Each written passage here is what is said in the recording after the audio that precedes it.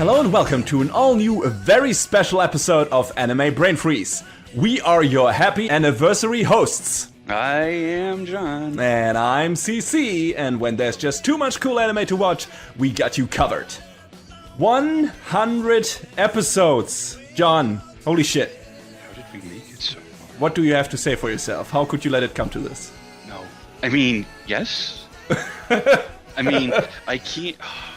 You know, we set out to do this just to, I guess, bullshit around, and I can't believe we're doing this, 5-6 years later, and we're on episode 100. What is happening? Suffering from severe anime burnout, and from burnout of the world. Yeah. I mean, who isn't these days, right? So, whatever. Hey, everyone. Hey, so, we've been doing this for a while, and it's been great and fun, and I'm actually, this is the longest kind of hobby project I've been consecutively doing ever, I think, besides karate maybe.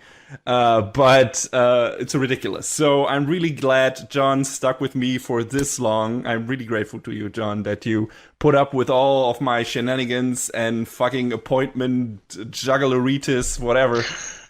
Hey, you know, we've both had our fair share of stuff, and I'm glad that, you know, we've talked about some things and that you took a chance on, like, you know, last season we talked about Princess Connect. You weren't so sure about it, and then I was like, hey, you should watch it. Yes. And you did. I had a good time. Yeah. So, we always can learn more. Look past the shallow surface.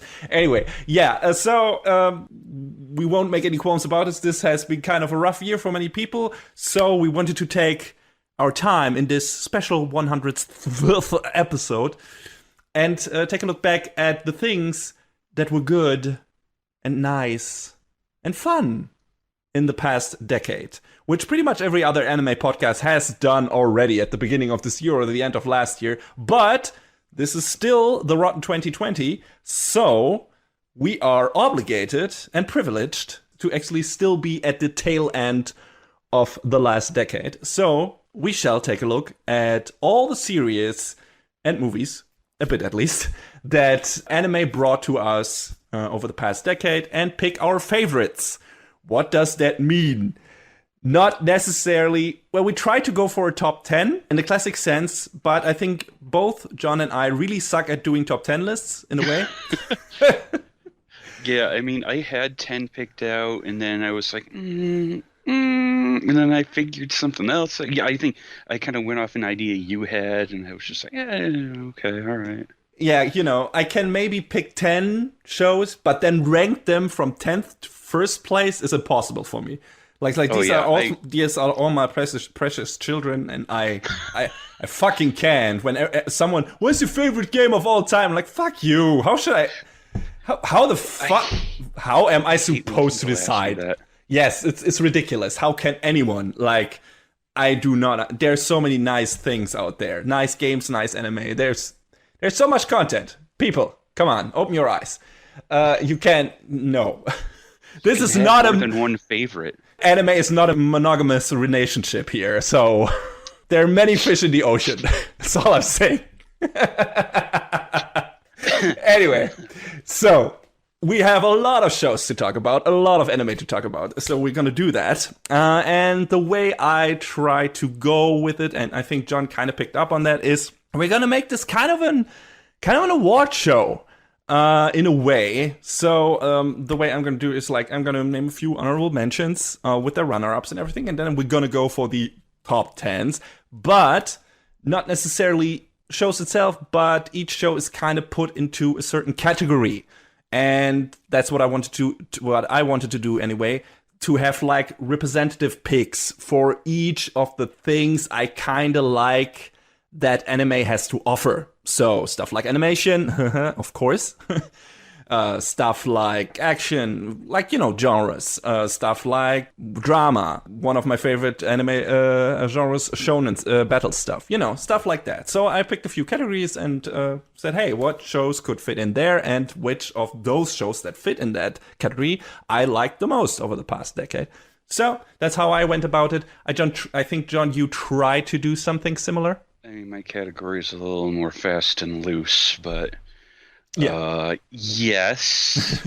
We'll see how this turns out. I'm very interested to see what you actually did with your list. And so, as a warning to everyone, this is going to be kind of a very loose discussion episode. Usually we have our very structured reviews, aside from maybe our continued seasons reviews, where we also talk a bit more loosely about stuff. But we're not going to go much into production details or, analysis or anything like that. So we're just going to talk about shows we loved over the past decade. So I think let's get to it, but can't start without having the proper lead in. So without further ado,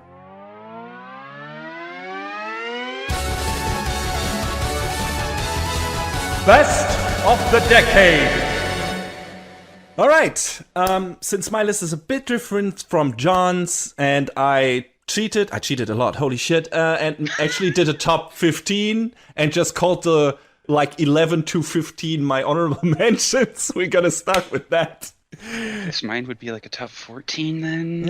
Okay, all right. But John decided he would do just his honorable mentions as runner-ups in the top 10, so... Well, I mean, I do have honorable mentions outside of the classifications too, so no worries.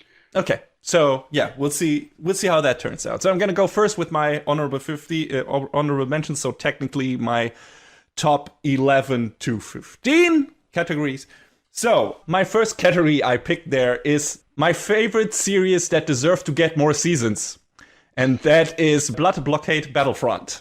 Yes. Fantastic little show that got 2 seasons, not enough, by Bones. Fantastically animated and directed by Ria Matsumoto, who recently got everyone looking at her Pokemon music video output. Yeah. That was good stuff. But yeah, Blood Blockade Battlefront is just this fun series about a bunch of people in a crazy town with a bunch of monsters and mythological and fantastical elements in there. I think it's basically New York, right? Yes, kind of. Close. Yeah, pretty close. So yeah, just a bunch of crazy hoodlums fighting against vampires and other creatures and everything. And it's just super fun and entertaining and super sympathetic characters. And I liked it a lot. Runner-up for that category, by the way, are Death Parade and another show I will mention in my actual top 10, so not gonna spoil that here. But yeah, those shows deserve more seasons. I enjoyed them a lot, and especially Blood Blockade Battlefront, I would have liked to see more of that show. So this is why I put it at the top in this category. This is definitely a watch, but it's a bit open-ended. I mean, each season has kind of its separate arc, so it's fine, but it was so much fun that I would have liked to see more of this show. I think, John, you felt the same about it. Yeah, I thought it was just super fun with a great cast. Like, Leo's great. Mm-hmm. He's just this hapless kid trying to help his sister out. Fucking, it's so good. It's such a well-produced show with such a great cast. Absolutely. Yes, it's a fun show, and I would recommend it to anyone who's into well-animated comedy/action roms. Yeah, a lot of fun. Next category for me is Best Comedy. I put this in the honorable mentions because I don't really go for comedies that much, or just comedy shows. But for this, I picked one out. I had enough shows to list here. So my runner-ups are Space Patrol Ludoco and Haven't You Heard I'm Sakamoto, but my choice is Chio's School Road. Hey. Because that's a show that really had me laughing on the floor at times with its absurdist comedy. I mean, Haven't You Heard I'm Sakamoto also went for that kind of comedy. But I don't know, just Chio's School Road, most of the episode just hit home very hard, and I like that it subverts some of the tropes that, come with certain anime genres and everything, and our main characters basically being giant shitbags and still sympathetic, but shitbags. And yeah, I love that show. I think it's great fun. I don't know, humor is so subjective, so maybe if that kind of brand of humor isn't for you, you will hate this show. But I loved it. I think, John, you loved it too. Yeah, it's I I had my own little comedy corner on this list, and Yeah. I don't think Chio's School Road is like my favorite, but it's definitely worth a mention. Yeah. So it's definitely on the list. I'm looking forward to hearing about your comedy corner. We'll see about that. But yeah, if you are in for, non sequitur, absurdist humor, Chio's School Road is a good pick. So maybe check that out if you're in the mood to laugh. All right. Next honorable mention goes to the category of favorite CG shows. Yes, I can't believe it either. Oh. Yes, I know. Out of my mouth. Who is sitting on this chair? It's apparently not me. I have no idea. If you've listened to this show for quite a while, you know that I am not the biggest fan of CG anime. That's kind of putting it mildly. I mean, John is neither, but I have more often than not made everyone aware that I detest most of what comes out of the CG production studios that try to do CG anime series. And there's some exemptions from the rule. And the runner-ups in this category would be Land of the Lustrous and Expelled from Paradise, which one being a fun movie written by Gen Urobuchi, which I really enjoyed, and the other one being a great fantasy series by Studio Orange. And the winner of this category is Berserk. No. Starts with a B as well, though. It's Beastars, of course. Yeah. Yes. What else would it be? Yeah, of course. It must be Beastars. It's not only a great-looking CG show, which is so fucking rare. I can't even express how fucking rare it is.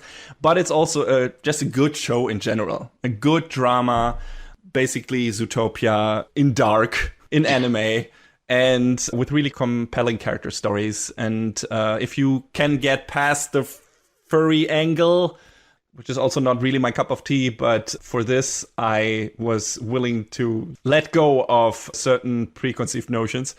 Yeah, this shows, I'm pretty sure you will enjoy this show. It's very well written. It's very enticing. It's got a lot of interesting things to say. It's got a lot of interesting, it tackles a lot of different aspects of society as a metaphor and everything. So yeah, good stuff. Beastars was very enjoyable. I think it was the best of the season for at least one of us in the season it was running in. And yes, I enjoyed it. John, you did too? Definitely. It was a surprise hit. Yes, absolutely. I'm looking forward to the next season, whenever that is coming. Definitely. All right. The penultimate honorable mention is the best episodic show. And the runner-up for that is Girls Last Tour. Little slice of lifey drama show that I really enjoyed. That doesn't really have a consistent story throughout, but it's more of a day-to-day experience for our two main characters in the post-apocalyptic hellscape of a war-torn country, kinda, or whatever's left of that world. It sounds grim, but those two girls are, fun and cute and everything, and it's very enjoyable and has a nice atmosphere and something nice and hopeful to say at the end of the show. So yeah, I really liked it. But the winner of this must be Space Dandy. Hey. Because it is a super, super fun show. Was it again by Bones, right? Yes. Yes. Again by Bones. I think the director was Shingo Natsume. And yes, I really enjoyed that show. Got a nice weird-ass Cowboy Bebop vibe to it, but not in a serious matter, more of the hijinks and more episodic even. And it's a tour de force in terms of animation. It's ridiculously fun. It's hilarious in certain parts, and the main character Space Dandy is super fun, and his crew as well.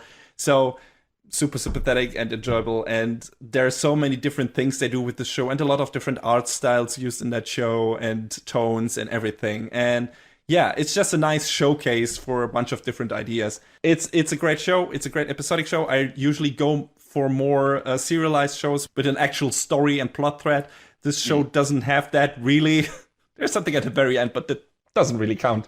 It's just like it puts a nice bow on it and puts everything that has been happening before kinda in a context that makes sense, but all the episodes before that really stand on their own. So it works. But yeah, I really enjoyed it. I think Space Dandy is a fantastic show, and if you're more in the mood for something that you can watch on a, day-by-day basis, one episode at a time, without having to fear for being glued to your seat or something, because it's so riveting.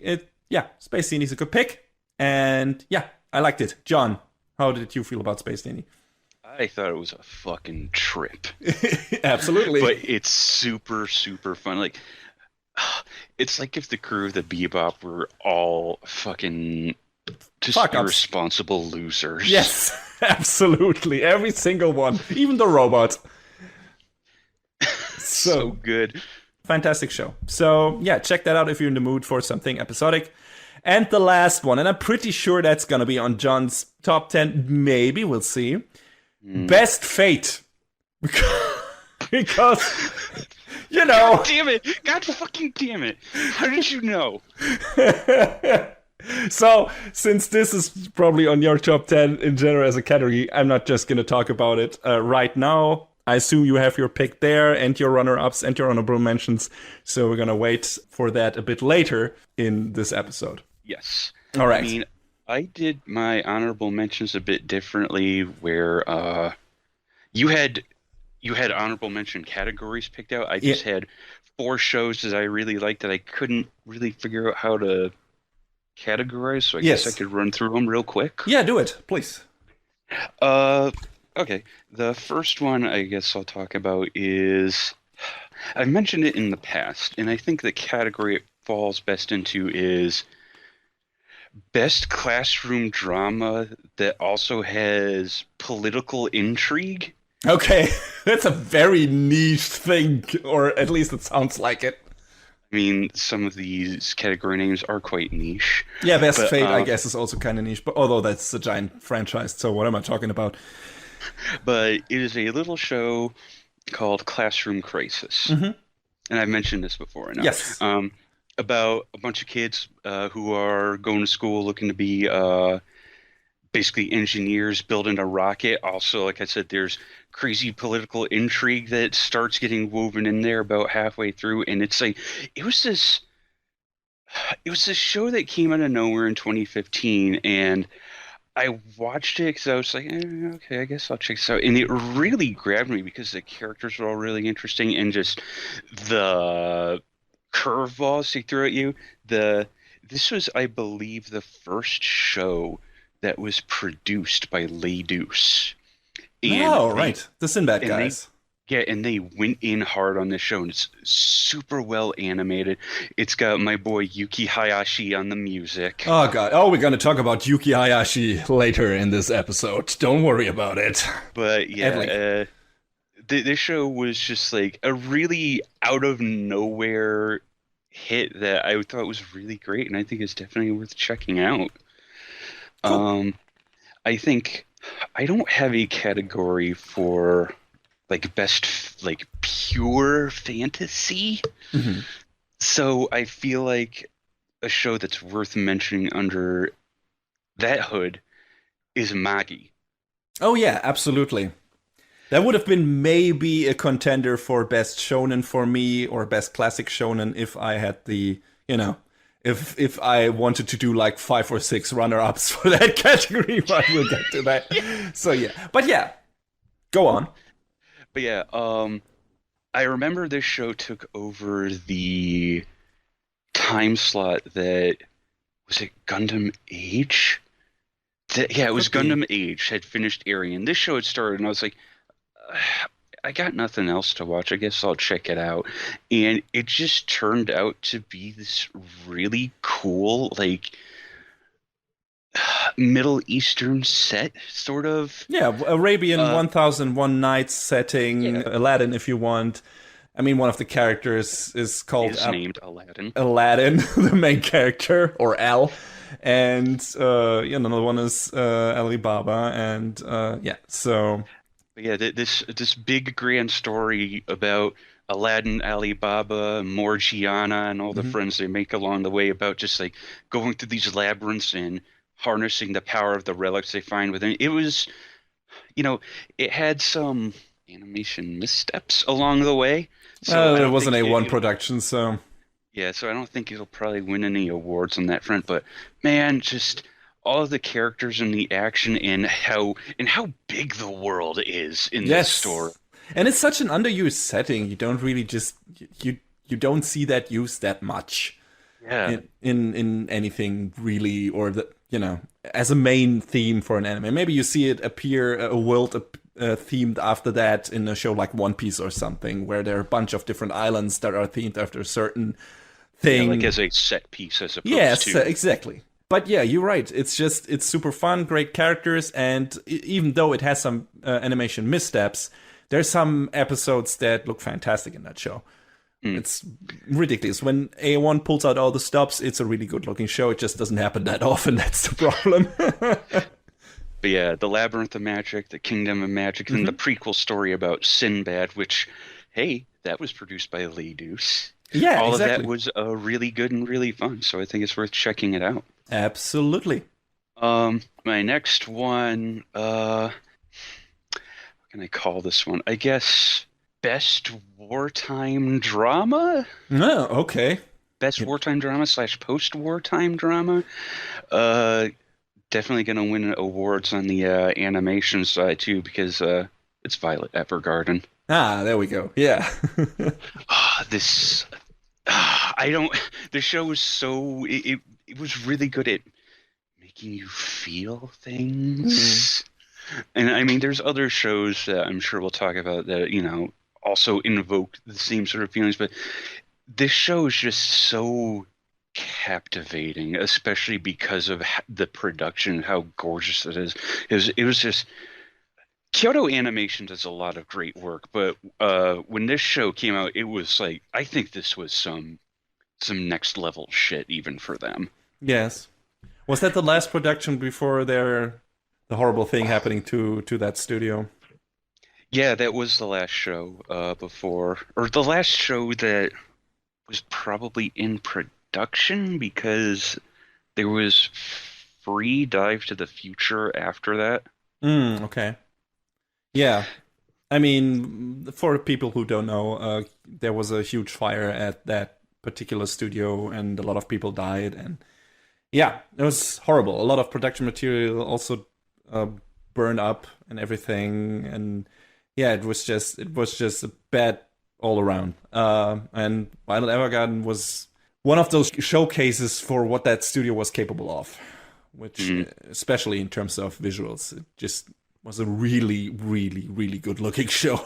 Ridiculous. Yeah, and this trying to change your life for the better story, as it were, that permeates the show was definitely super resonant. So I think that's also a great show that should probably be somewhere in the top 10, but I had trouble fitting it in. And I guess we can call this the next one the best follow-up to a long-running franchise. Mm-hmm.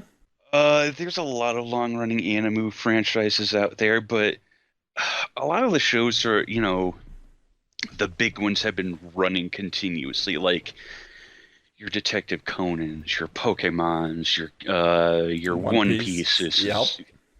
All of those have been like continuously running, but not all the big name shows run continuously back to back to back, which is why my pick for this one is Lupin the Third Part 5. Ah, yes, very good. I think, Lupin the Third is always been a big perennial favorite of mine, and I think we both agree that Part 4 was great, but yeah, weird in the end. Yes, it was a bit got kind of tried to go metaphysical or something, and Yeah. it just didn't really fit the tone of the rest of the show. It was really strange. And then when Part 5 came along, it had, definitely, for the most part, a more solid through line. There were some side episodes in there, Yeah, some, but guest writers and directors, but the overall theming of it was a lot more like, oh yeah, this is how Lupin will pull off a heist in the 21st century. yeah, exactly. And it also the side episodes were fun because they really tried to do something where there's like, hey, Lupin was subject to a lot of different interpretations by a lot of different writers and a lot of different directors through the years because it is such a long running franchise. And so what they did in part 5 was, hey, let's take a look at all the different versions we had of this character and try to call back to that. And they kind of did. And it's like in this episode, Lupin is more the goofy Saturday morning, ridiculous, fun dude who's a bit more raunchy and a bit more loose. Yeah, a bit. I was about to say horny, but loose is fine too. But yeah, and here he's more the straightforward detective kind of guy, and he's a very kind of more tough and rough and kind of I don't know, not hateable, but not as lovable guy. So yeah, it was really interesting to see all these different interpretations that Lupin got over the year condensed in this season. They also And did a thing where they kind of like broke up the story into different segments, and I yes, feel like that was an interesting way of sort of compartmentalizing parts of it so that you had clean arcs throughout. absolutely. Yes, it was a joy to watch. I don't know why I didn't. It was one of those shows I maybe overlooked or didn't really find a category for it. That's why it fell by the wayside. But I really enjoyed that show. Out of everything Lupin I've seen, this is the best thing. Gotta say, if it's like, hey, like you said, maybe best long running franchise or incarnation long running franchise, or just go by a best Lupin thing. I would if that was a category, I would pick that one. So yeah, Lupin Part 5 is stellar. It's really good. It's really fun. If you want to see some great heists and fun things happening with these characters who have enriched the anime world for a long time, definitely check this one out. All right. So I think that about does it for my honorable mentions. Everything else is going to be the runners up in the main list. Okay. All right. So I think we're both done with our honorable mentions, both in terms of categories and shows, whatever you want. And now let's get to our actual top 10. John, do you want to start us off? You called me out earlier. Mm-hmm. You called me out super hard earlier, so we're starting I with had Best to. Fate series. That was bound to happen. I want the listeners to know that in my notes, I wrote it as Best Fate / series. Dedication. So there's been a lot of Fate over the past 10 years, a lot more than I would have possibly imagined. No kidding. Holy shit. They really... when did that start happening? Oh, shit. It was, I want to say the mid-aughts with Fate Stay Night. Okay. I'm pretty sure there was a kind of long break between Fate Stay Night and what I assume was going to be your pick. But yeah, after that, it just got quicker and quicker, got more and more Fate. So this is... It kind of blew up when... Yeah, because Fate Stay Night started in 2006, the anime. And then it was kind of on break until... the Unlimited Blade Works film in 2010. Aha, right. I always forget that one. Probably because it's not very good. But I remember it existed. The original Fate Stay Night is also not very good. So. That's true. That's true. So why did I get into it? Why did you let me get into it? I think you can only blame yourself for that this time around. You're right. I think on Sword Art we were co-conspirators, but this... But yes, there's a lot of Fate from 2010 to 2019. But Bladeworks got a remake by our good friends at UFO Table, and probably not the best of the lot, but it probably did the story a lot more justice over the course of 26 episodes than one film did, because they were able to cover a lot more ground in a lot more depth. So I thought it's not my pick, but I still enjoyed it for what it was. I get why people say it's probably not as strong as what I firmly believe the actual pick that both you and I selected is. But Bladeworks is a strong contender, and if you pick it as, if you out there were to pick it as your favorite series, I wouldn't begrudge you. It's a solid pick.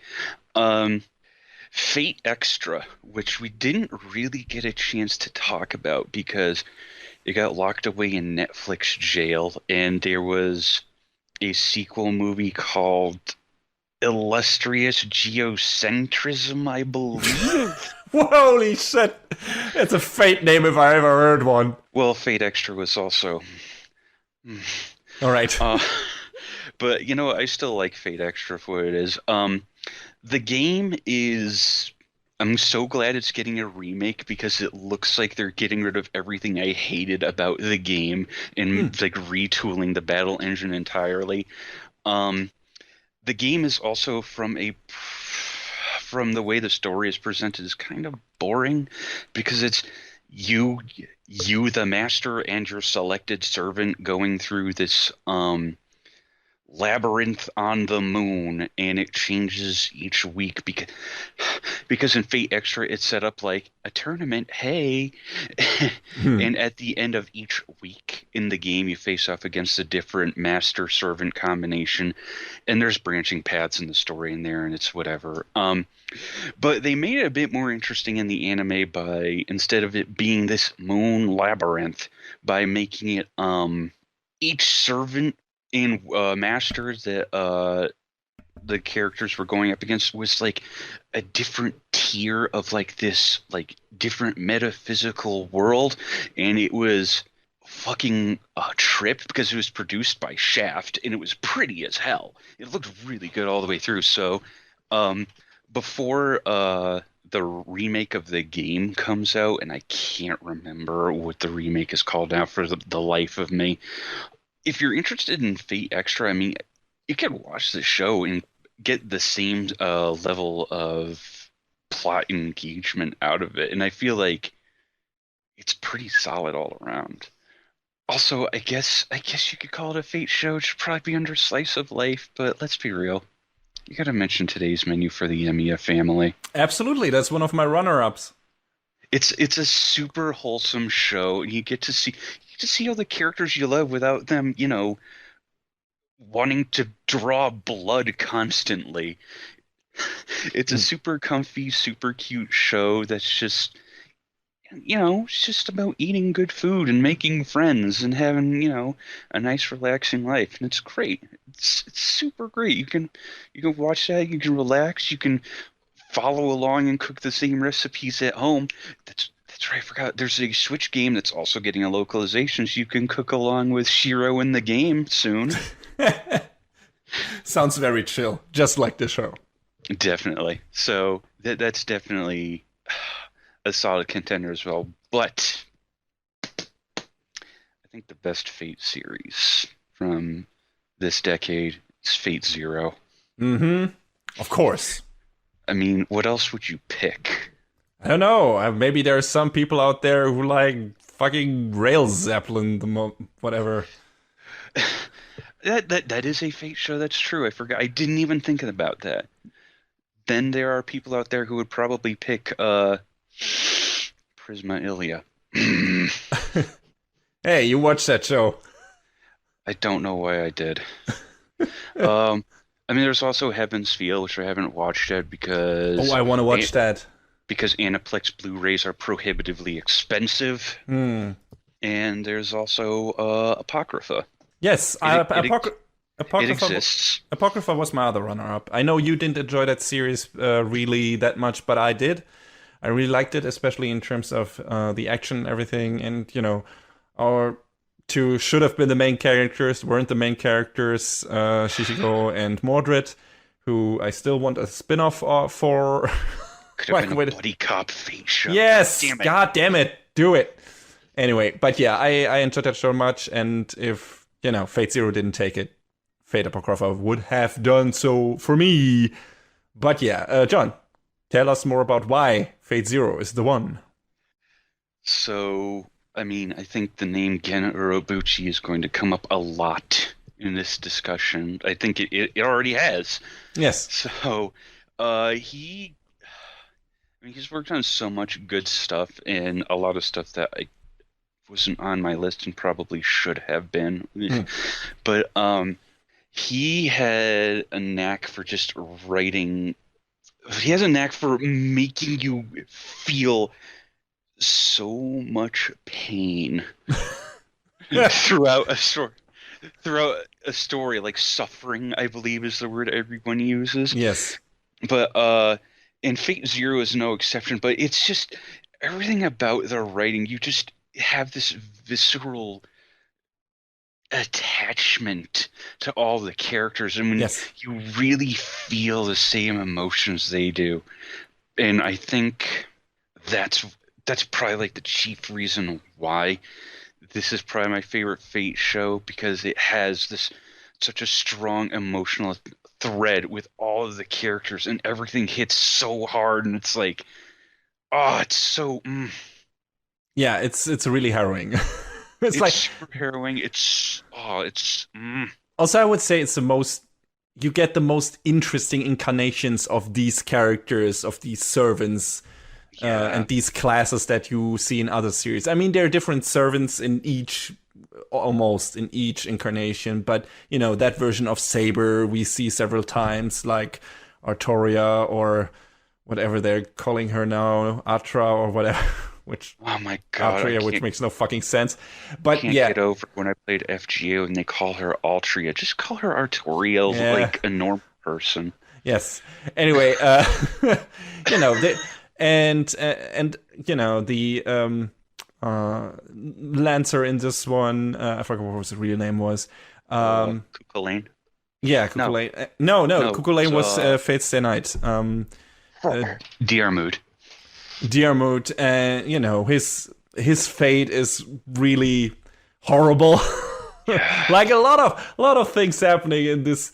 A lot of people in this show have a horrible fate.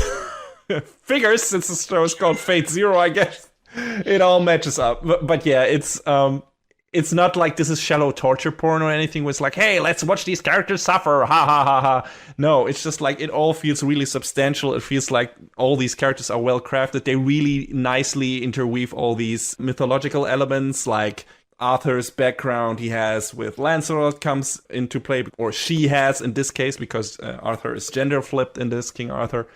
You know, comes into play here, and they actually do something interesting with that. You know, if you like your history stuff, your mythology stuff, they really do some interesting things with these characters that you maybe have heard of or read about. And you know, the best combination of any servant and master is in this, with Rider and Waver, which are just the best thing ever. Everything with them is gold, and when they finally have to depart from, you know, it's just, it gets you teary-eyed. It's really great. Like, there's so many good things in this show that happen, and even what happens to the main character Kiritsugu, and everything that happens in the finale and the final fight and showdown and everything is top notch. And to make sense of it all, you maybe need to be a bit more invested in the franchise, but I think you can get a lot of it out of it by, you know, just watching this as a fantasy action show that has a bunch of characters from myth and legend in it, and a bunch of magic and a bunch of action and really horrible shit. Creepiest fucking caster this franchise has ever seen, with Bluebeard. Nobody needs that guy. Those eyes, that face, Yeah, exactly. that obsession. Yeah, exactly. And the anime version excluded the worst things, kind of. Yeah, ooh, yeah. Weren't any Umbrella kids in there, is all I'm saying. Yeah, Fate Zero, fantastic show. It's a fantastic show. Incredibly well written. Incredibly well animated by Ufotable. Like, the fights in this are spectacular. I mean, they have done better stuff since then. But at that time, when you watched that show, you were like, what the fuck am I looking at? Like, the first fight between Saber and Lancer is fucking amazing. Just in terms of choreography, in terms of effects work and everything. You don't really... The combination of CG effects, the combination of traditional animation was done so fluidly and so flawlessly. And I think Ufotable are still the best at doing this. So... Yep. God, all of the animation in Fate Zero is like fucking electric. I don't remember if I was familiar with UFO Table prior to this show, but now it's like, oh yeah, yeah, okay, yeah.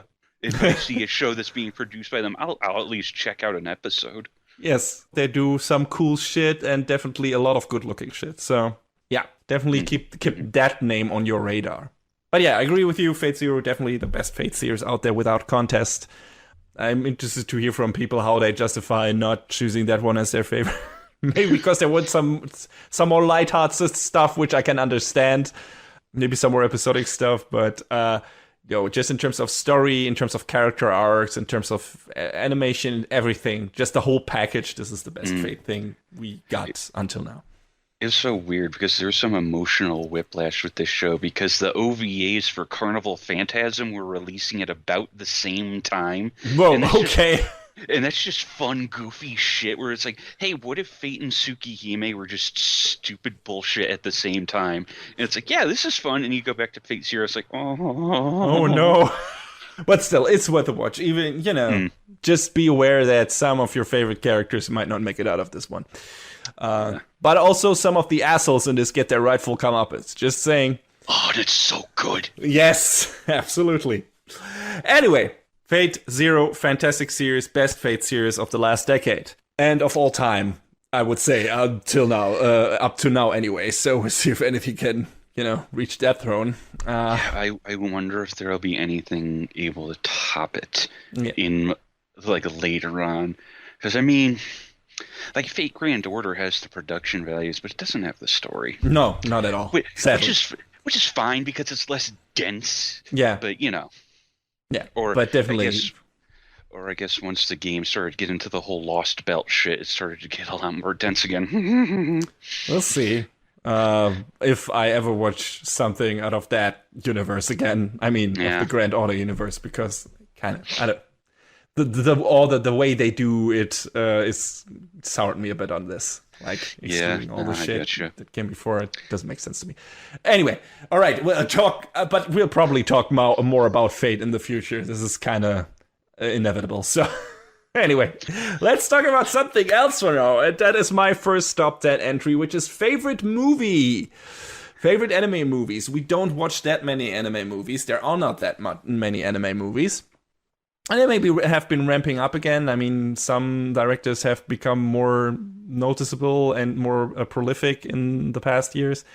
But I picked a movie that came out pretty much at the beginning of the decade. The runner-ups for this, for me, were Promare, which we talked about in a recent episode, which is just a fun action fest by Studio Trigger. One of the best things, which has a unique visual style and does what they do really, really well with a fantastic soundtrack by Hiroyuki Sawano, one of my favorite anime composers. I think that is a really fun movie. It was a really fun theater experience back when we were still able to go to the movie theater. And I enjoyed watching it with all of my American friends. Well, I mean, you can still go to a movie theater. Still not there yet, John. Still not there yet. No. I go to the movie theater mostly with my dad, and he is 63 years old and has a heart condition. So that doesn't seem to be a wise choice. Yeah, no. In the current time. So nope. Anyway, and my second runner-up, or I don't know, I couldn't decide. I would have either picked Your Name or Wolf Children. Both movies I liked.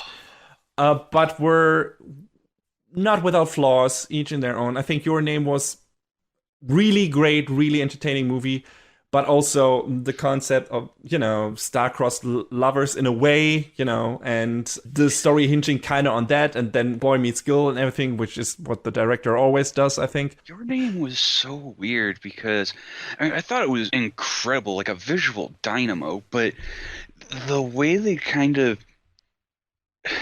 Like, okay, fine. It was already weird enough with the whole body swapping thing, but then but it was the fun part for me. Also, the big reveal at a certain point where the story clicks. But then when it got later in, and it was like, what is actually happening? it's sort of lost to me, which is why I sort of liked that Shinkai's next movie after that, Weathering with You. I haven't seen that one yet. It was again a fucking visual masterpiece. It looked Um, like it from the trailers.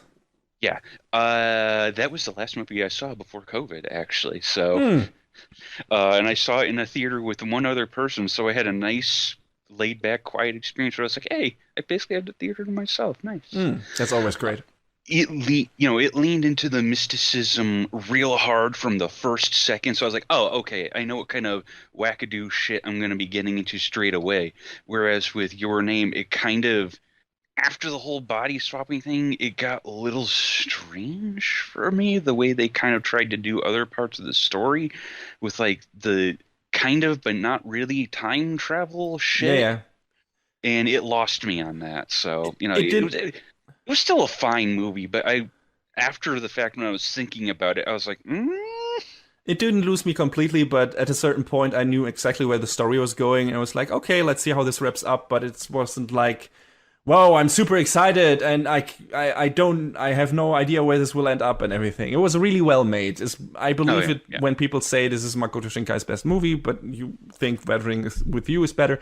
But also a lot of people say, hey, he always makes the same fucking movie. He has been making the same fucking movies since he started making movies, I and mean, this is the I'm only not one of gonna his I saw. disagree. Yeah, okay. Well, so and this is the only one I saw of his, so maybe that would have soured me a bit on more, but I still enjoyed it. And yeah, so this would have been a runner up. And like I said, the other possible one would have been Wolf Children, which was directed by Mamoru Hosoda, who also did Summer Wars and Boy and His Beast, I think, which I haven't seen. His movies are also all about family usually, and this is a lot about a mother and her relationship to her two children, which are kind of half wolf, half human in a way. And it's about the different path these children take when growing up and during their adolescence and how their lives change and everything. And I found that to be very interesting.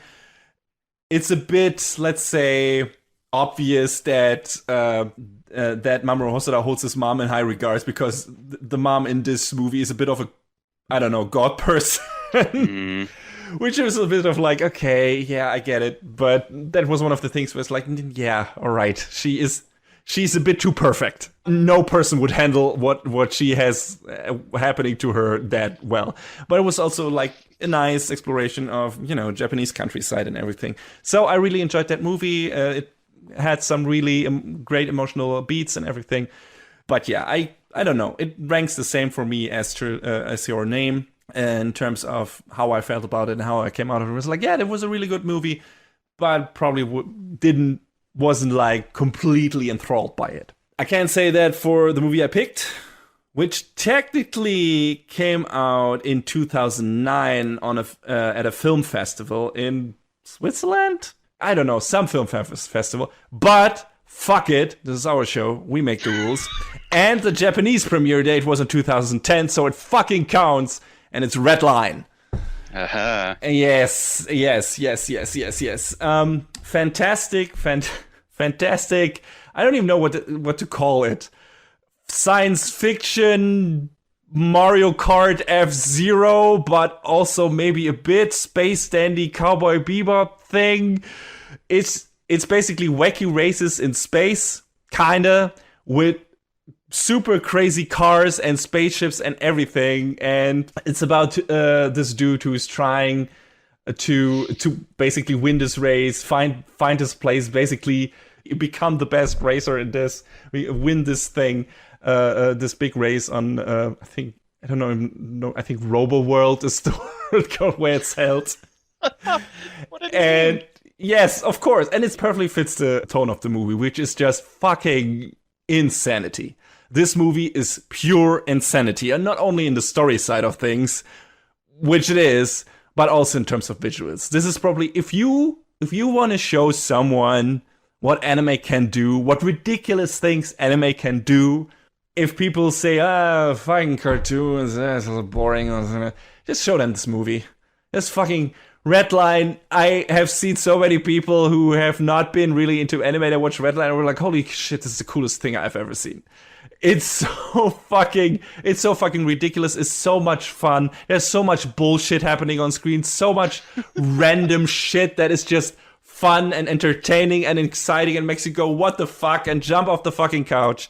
It's super fun. The characters are entertaining and likable in a way, mostly. And it just looks so good. It's the best thing Madhouse has done probably since Vampire Hunter D Bloodlust, if not of all time. I think I would definitely rank it up there with Vampire D Bloodlust, which is still probably my favorite from them. But yeah, fantastic job done by director Takeshi Koike. And my God, this movie, every time I watch it, I'm like, this is the coolest shit. This is the coolest fucking shit. Just the whole look of this show. The main character, JP, with his giant, what Josuke in JoJo's Part 4 is wearing, that thing kind of in a way. And it's his pompadour. It's, yeah, the whole look of the show is just fantastic. It's a roller coaster ride. It's super enjoyable. Don't expect to get that much story out of it. It's mostly just random bullshit happening in this fantastic wacky race. It's Mario Kart on steroids, or F-Zero on steroids, if you want to call it that. That's probably the best description. It's ridiculous. And if you just want to see something that will fucking blow your eyes out in terms of animation quality, watch this movie. It's ridiculous. One of my favorite anime movies of all time, and definitely my favorite from the last decade, without doubt. I have the Blu-ray here.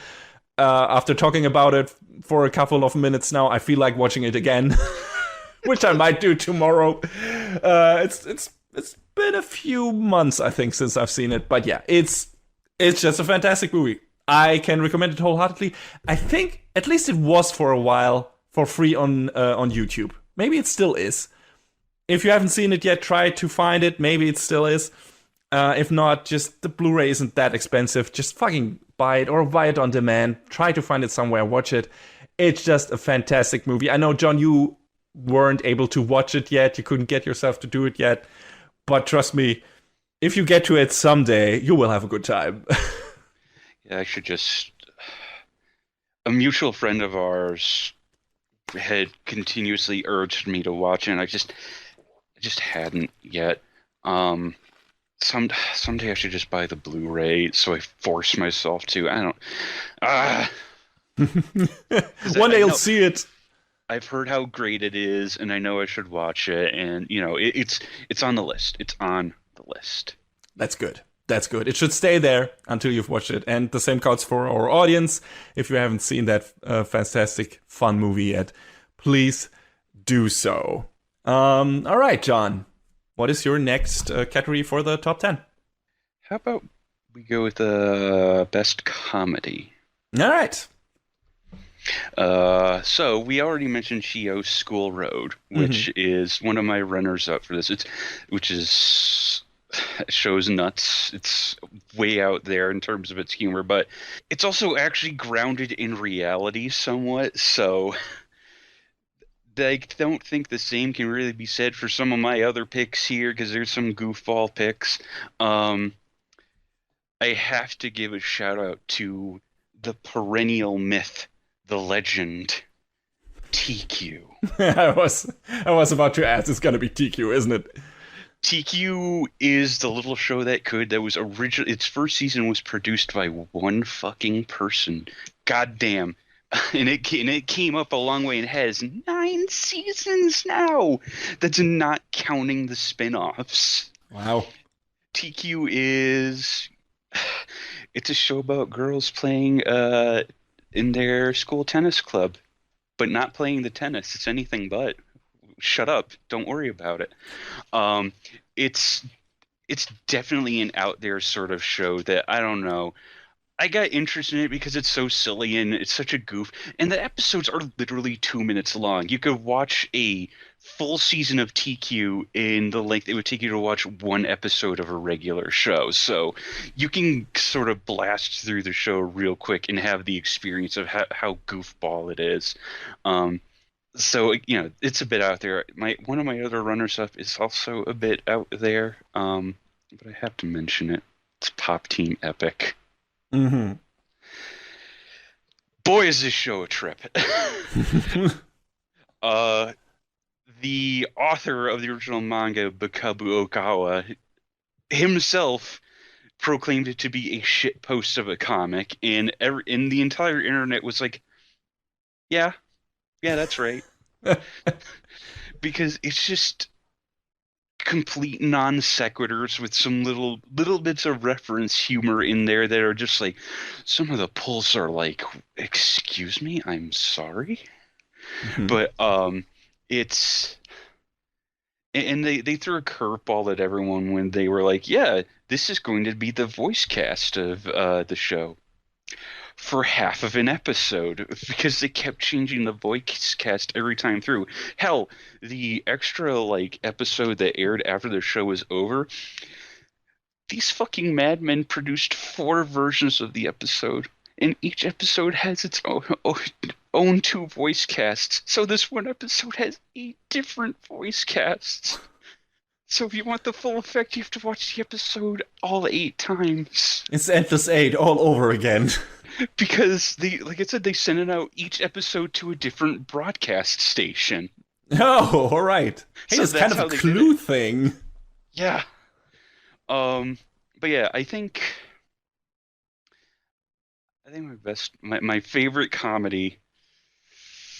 It's a little bit of a mean-spirited pick, but I gotta go with Konosuba. Ah, of course. Also, also because it was a super hard inversion of the theme of the genre that it was hitting on. Like, you see, what is the theme of your light novel? Oh, it's about the main character dies and is reborn in another world. Okay. All right. And there are some shows that do that better than there are some stories that do that better than others, but I really like this was the first one I feel like to really lean in hard on the parody side and say, yeah, the main character's a dumbass and he died in a really embarrassing way, and he has no superpowers to call his own in this new world. So, Cosmo is a fucking loser. Don't get it twisted. But it's because he meets these other losers along the way that he and the others just sort of endear themselves to you because because they're just like sort of bumble fucking their way through this world. That's a very nice term to describe it. I don't know how else to describe it because they're all just a bunch of bumbling idiots. How did we defeat this monster? We have to deal with this Dullahan. We'll just pour. Aqua can produce holy water, I guess, maybe. And Megumin can do explosions once per day. Good to be useful. Really big ones, though. Really big, really big. Mm-hmm. You don't mention good animation and Studio Dean in the same breath a lot, but the director of the show, Takaomi Kanasaki, he knew what he was doing, because he had a great crew working on this show.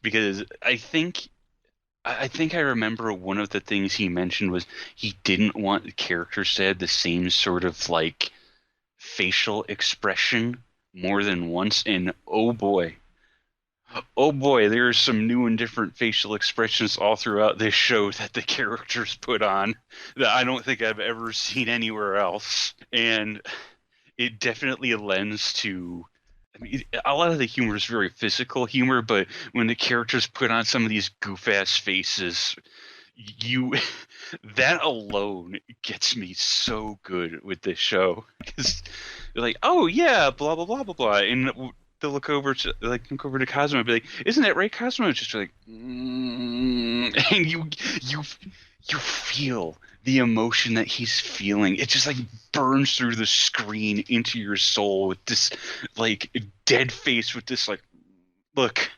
And it's so perfect. It's so good. The And face cam is really good in the show, yes. oh god, so many reaction images.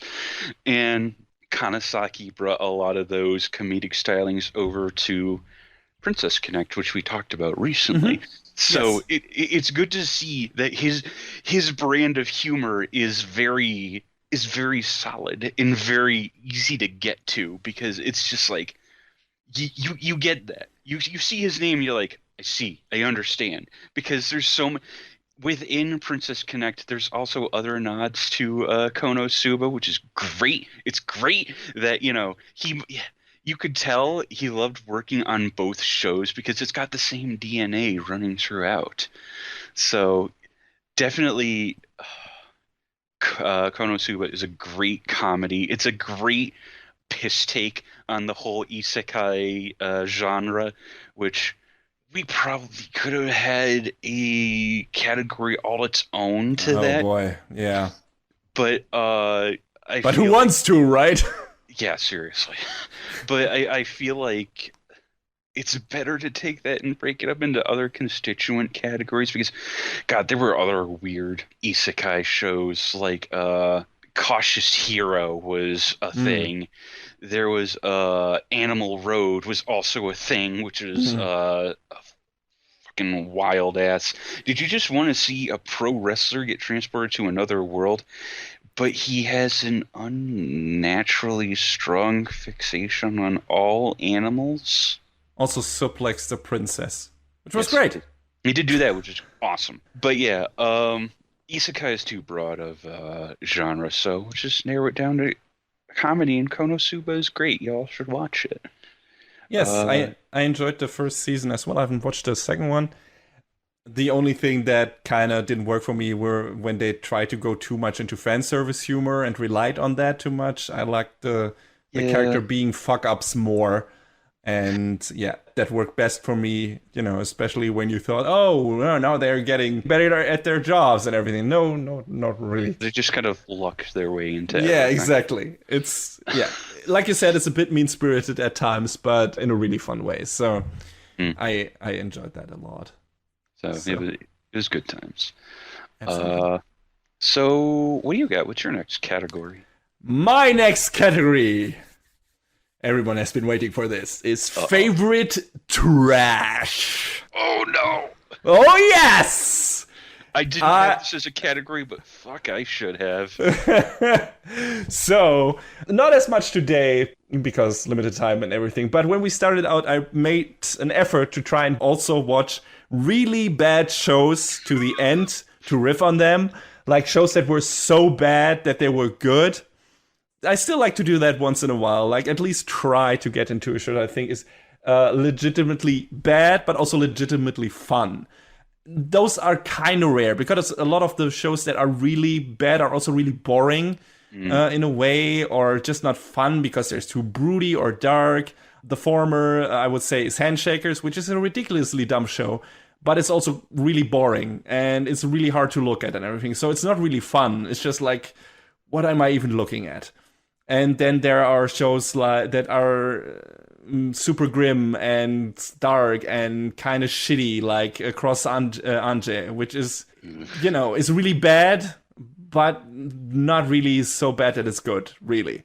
There's a bunch of those going around, but the shows that are really dumb and kind of shitty, but also really fun because of it, because they're also so badly written and everything, those are rare. But we had some of those in the last decade, and I checked out pretty much a lot of them because I apparently hate myself. But the runner-ups for this category are first Killing Bites, which Mhm. is kind of bloody roar, the game, only in anime form, which, you got these fun were-animal types who just duke it out in a tournament on open fields and everything. And yeah, it was a kind of raunchy show, very like a lot of girls with big boobs and everything fighting it out, but it was decently animated, but nothing to write home about. But the direction was really solid. There was a lot of good camera works, and it was just fun. There was a lot of stuff happening. There the fights were good. There were a lot of surprises and everything. Fun characters all around. It was really bloody, and yeah, it was fun times. But it was a really dumb and bad show in a way. But I really enjoyed it. So yeah, that was a runner-up for me. The other two, I couldn't decide which one were Big Order, and of course, or Valvrave the Liberator. Oh, Was the other one. Which were both really bad in their own right. I think I would probably give it to Big Brother because that started like the dumbest show I've ever seen and ended like the dumbest shows I've ever seen with a lot of ridiculous hijinks in between.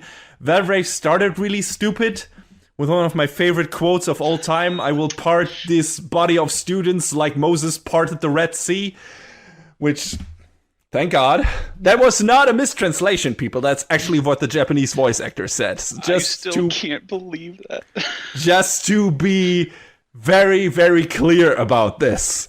So for this alone, the show merited a watch. But then later on, it took itself too seriously, and there were some icky scenes in there and everything. So yeah, it lost a bit of steam afterwards because it was trying to be an actual serious show, I guess. Maybe it was trying to do that in the beginning, but it didn't work. It was just funny.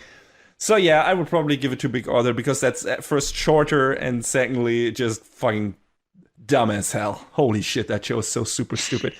But yeah, those were the runner-ups. But my winner for this, obviously, come on, it has to be Keijo. Yeah. Come on. Yo, that's some good trash, though. It's some good trash. It's my favorite trash of the decade, to be exact. Because so good. Yes, technically this is also a contender for best shows that needed more seasons. Because it's kind of it's open-ended in a way, and there's lots more stuff to do and lots more tournaments to fight. And yeah, but this is I didn't put it in that category because I wanted to give it more of a shout out, a longer one, and also no double skinny dipping allowed here. And so I was like, I picked Keijo because I really enjoyed the show. So this is basically about, this is sports anime about that Dead or Alive extreme beach volleyball minigame where two girls stand on a fucking plastic island, blow up island in the middle of a water pool and try to push each other off that island, artificial island, with their butts or boobs, depending on the situation. And that's the show. That's all of it. All of it. It's so good, though. It's so exciting. That's the thing. This shouldn't work for all intents and purposes. This should be the stupidest one-time gag that just works for one episode, and then you stop laughing about it and stop watching the show. However, I found myself on the edge of my seat with every passing episode because these fucking ass fights were ridiculously entertaining and thrilling. And that also works because the characters are fun and you actually learn to care about them and where they came from. And, some have trouble with their family and who naturally are against whatever is happening here in this show. One of the girls is the daughter of a famous martial arts school, but wants to do the Keijo thing. And of course her family is not really into it. But when they actually show up to one of her tournaments and, she actually does what she does and wins and everything, and her parents cheer for her, it was actually emotional. I don't know how that happened. But man, this is a really cool sports anime. Also a contender for that category. I couldn't believe how much I enjoyed this show. It is undeniable trash. It is a ridiculous premise. It shouldn't work. It's edgy as hell. Yeah. But it's super fun. It's got fun characters. It's got, for what it's doing, really good animation. It's got some great build-up. It's got great training arcs. It's got great tournaments. Super ridiculous special moves where one girl suddenly puts her fucking ass into autopilot and then it attacks by itself. Yes, that happens in this show. I still can't believe it. Oh my god. If you want to watch something that is also anime, but also the most ridiculous thing, if you maybe want to see someone scare away from anime, you could also show him this. It's like, what the fuck is this? But if you show it to someone who is in on the joke and who likes to have a good time, please also show them Keijo, because this is just a fun show. Lighthearted, good-humored, kind-hearted trash. Not mean-spirited at all. Like, we talked about Konosuba being a bit mean-spirited. I didn't feel any mean-spirit from Keijo. No. It was just a good time with fun characters. and a lot of cool shit happening, some nice character arcs, and some really great payoffs, which I did not expect. I did not expect to enjoy this show as much as I did. And I think it's a legit good show besides being a really, really trashy show. So yeah, no, John, I know you like that show too. So what Oh were yeah, your but it thoughts? is trash. Yes, absolutely. But it's also good. Oh yeah, it's great. Like it's super exciting, and there's you get really invested in the characters too. It's like you could easily say the same shit about something like I don't fucking know Senran Kagura. Sure. It is what it is on the surface, but the character, like the actual like interactions between the characters and their motivations. That's actually, some decent stuff in there. It's just that everything that surrounds it on the surface is like, yeah, Tits and ass for it's a everyone. it's a booby game that's also a dumb uh Muso wannabe, but it's the characters are at least decently interesting, which Mhm. makes it sad for me that the production of the second season of the show was fuck awful. Hey, at least it got a second season. Keicho didn't even get that privilege. True. Yeah, so Keicho is a fun show if you want to watch something that is kind of out of the ordinary, and if you're in the mood for trash, at least with Keijo you will have a good time and you won't completely hate yourself after you finished watching it. At least I think so. Fingers crossed. I really enjoyed it. I think it's a really fun show. Mm. And I can't believe I'm saying this, but I recommend it. So there you go. That was my favorite trash of the decade. John, what is your next category? How about best slice of life? All right, yes, go for it. There's a lot of slice of life shows. There's a lot. And it's weird because slice of life kind of bleeds into other genres very Yes. easily. Yeah, that's true. So I feel like maybe my pick isn't like the most representative, but it has elements in there. But of course, runners up. Let's go. Uh, Sweetness and Lightning is a great show about a father and daughter, and they just the he's a single father wants to but he's also a teacher and he doesn't have a lot of time for his daughter and he wants to make more time with her, so he very badly learns how to cook, but when he in one of his students when she helps teach him how to cook, they sort of become this sort of makeshift family, the three of them, and uh, it's just all about cooking with each other and having a great time and bonding, and it's just it's a sweet story that is really good. Um, Shirobako is definitely it's great. It's probably one of my favorite shows produced by PA Works.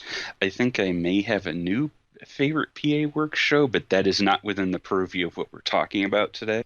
But Shirobako is great. It's all about, anime production. And there's a lot bit of sensationalism in there.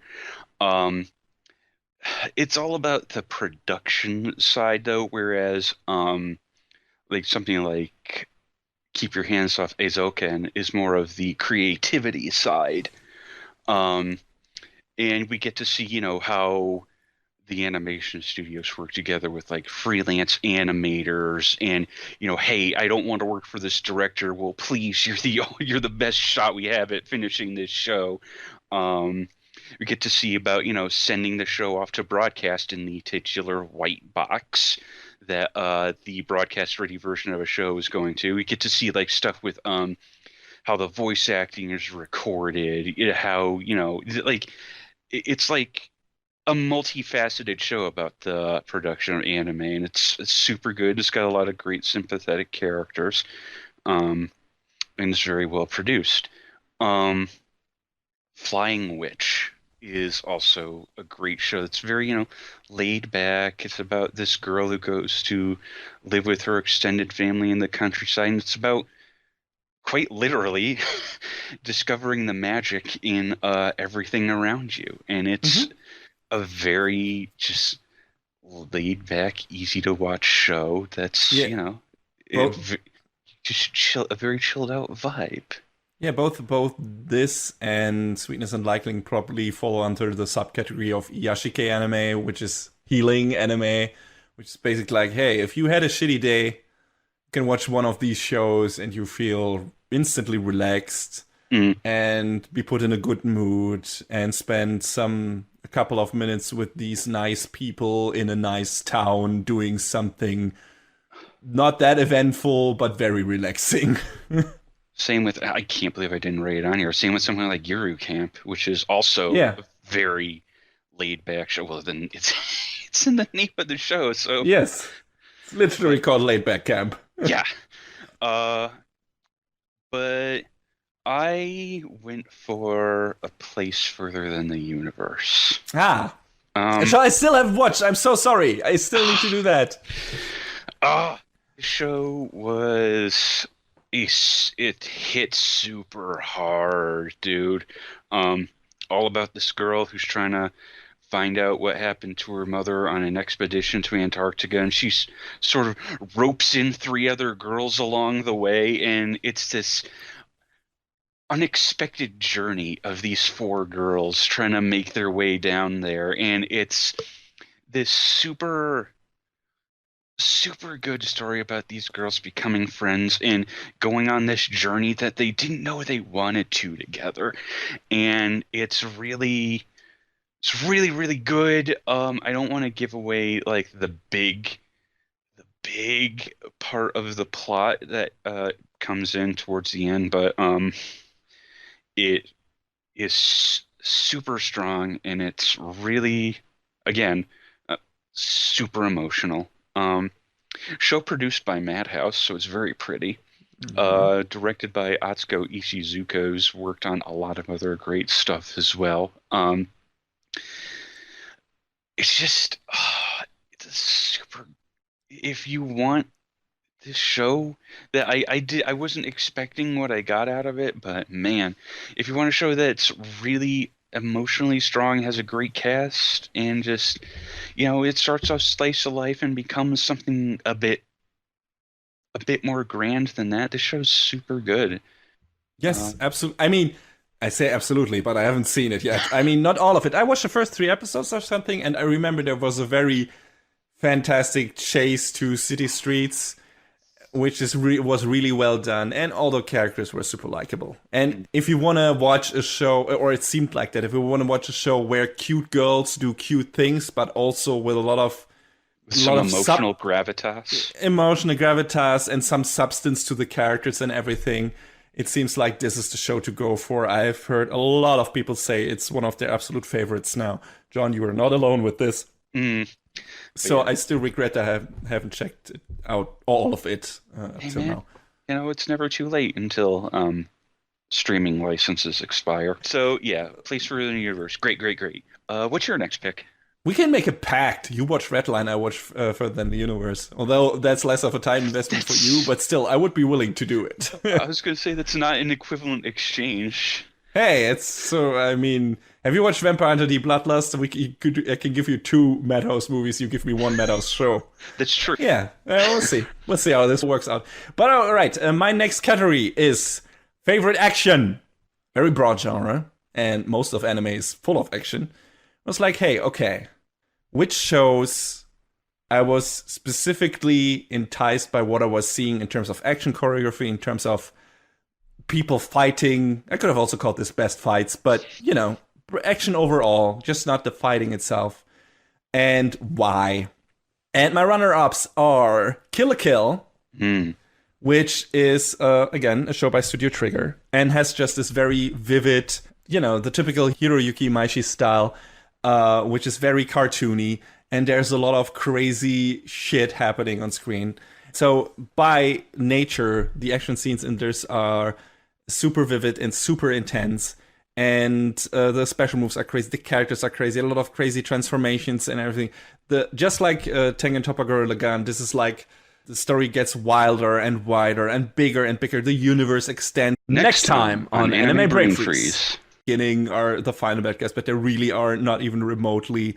And like I said, everything gets bigger, gets grander, but never really loses the focus on the main characters and everything. Main character, who is really fun. And yeah, I enjoyed the show from beginning to end. I think it got a bit weaker at the end. Like the finale was not the most, wow, okay, this feels super satisfying. Some trigger shows have that problem. I think Gurren Lagann was the only show where I didn't feel like that at the end, really. Well, Gridman, maybe. I really enjoyed that show as well. So also, it has sort of had the little problem where they forgot about a plot element. Yes, that too. But yeah, overall, just in terms of action, this was really something to look at because the fights were so creative and there was so much shit in terms of camera movement, in terms of fight choreography, in terms of special moves, in terms of colors used, in terms of shapes. Everything was just so out there. And aside from Gurren Lagann, which was different decade, you haven't really, you really don't see stuff like that aside from Studio Trigger, in my opinion. Promare does it too, but also that uses CG, and I think some of the stuff, even though it looks great, is still not as easy to follow because of that style choice and also the color choice and everything as Kill la Kill is. Kill la Kill is always, you're always able to follow what's happening on screen, but it's super wild and crazy, and I think it's really well done. That's why I would have put it in this category. The other one would be a movie, which I guess is kind of a cheat because I did an extra category for that. But whatever. Again, our show, our rules. So fuck the rules. Yeah, Dragon Ball Super Broly. Oh, yeah. Holy shit. Oh. I mean, just look at that thing. It's like the best thing Dragon Ball has put out in ages in terms of what it does with the characters. I mean, I liked all the newer Dragon Ball movies to an extent. I thought Battle of the Gods was great. Much better than the TV version of that arc. Resurrection of F was a bit too long for its own good, but it was fun. And then Dragon Ball Super Broly was just this fucking drag out, insane, balls to the walls, crazy, fist pumping, fighting extravaganza from beginning to end, with all between different parties. And you know what's gonna happen. You know that fucking Broly is gonna go Super Saiyan at one point. But you cannot believe, I mean, even for me, I was surprised. I shouldn't have been surprised, but that he and Goku shatter time and space during their fight. and it's so well done. And Toei also has gotten really good at integrating CG into their traditional animated stuff. Yeah. And it shows really in that movie. There are a lot of scenes where if you look closely or close enough, you will see that they switch to CG in that scene. Like a lot of scenes where a lot of camera movement is involved. But it is integrated so well and done so flawlessly in a way that you either don't see it really or you don't care. Because the action on screen is just so well choreographed that you're just caught up in it. You just forget everything. You just look at the crazy shit that's happening on screen. It's Dragon Ball, so don't expect anything from the story that much. Although they do more with it. I mean, Broly was kind of a one-note joke in the previous movies. He was just this hulking, stupid guy who was yelling Kakarot all the time, pretty much. And that's it. And he was just dead. And they give him an actual story in this, which was also great. Yeah, I was super surprised by that. I was like, I remember telling you when I was like, yeah, they gave Broly's character some depth. And you were like, excuse me? Yes. It's really good, and it's just a fun movie, even though it's so long. It goes into some nice background with how Son Goku's Superman story, which really, it's pretty much the same.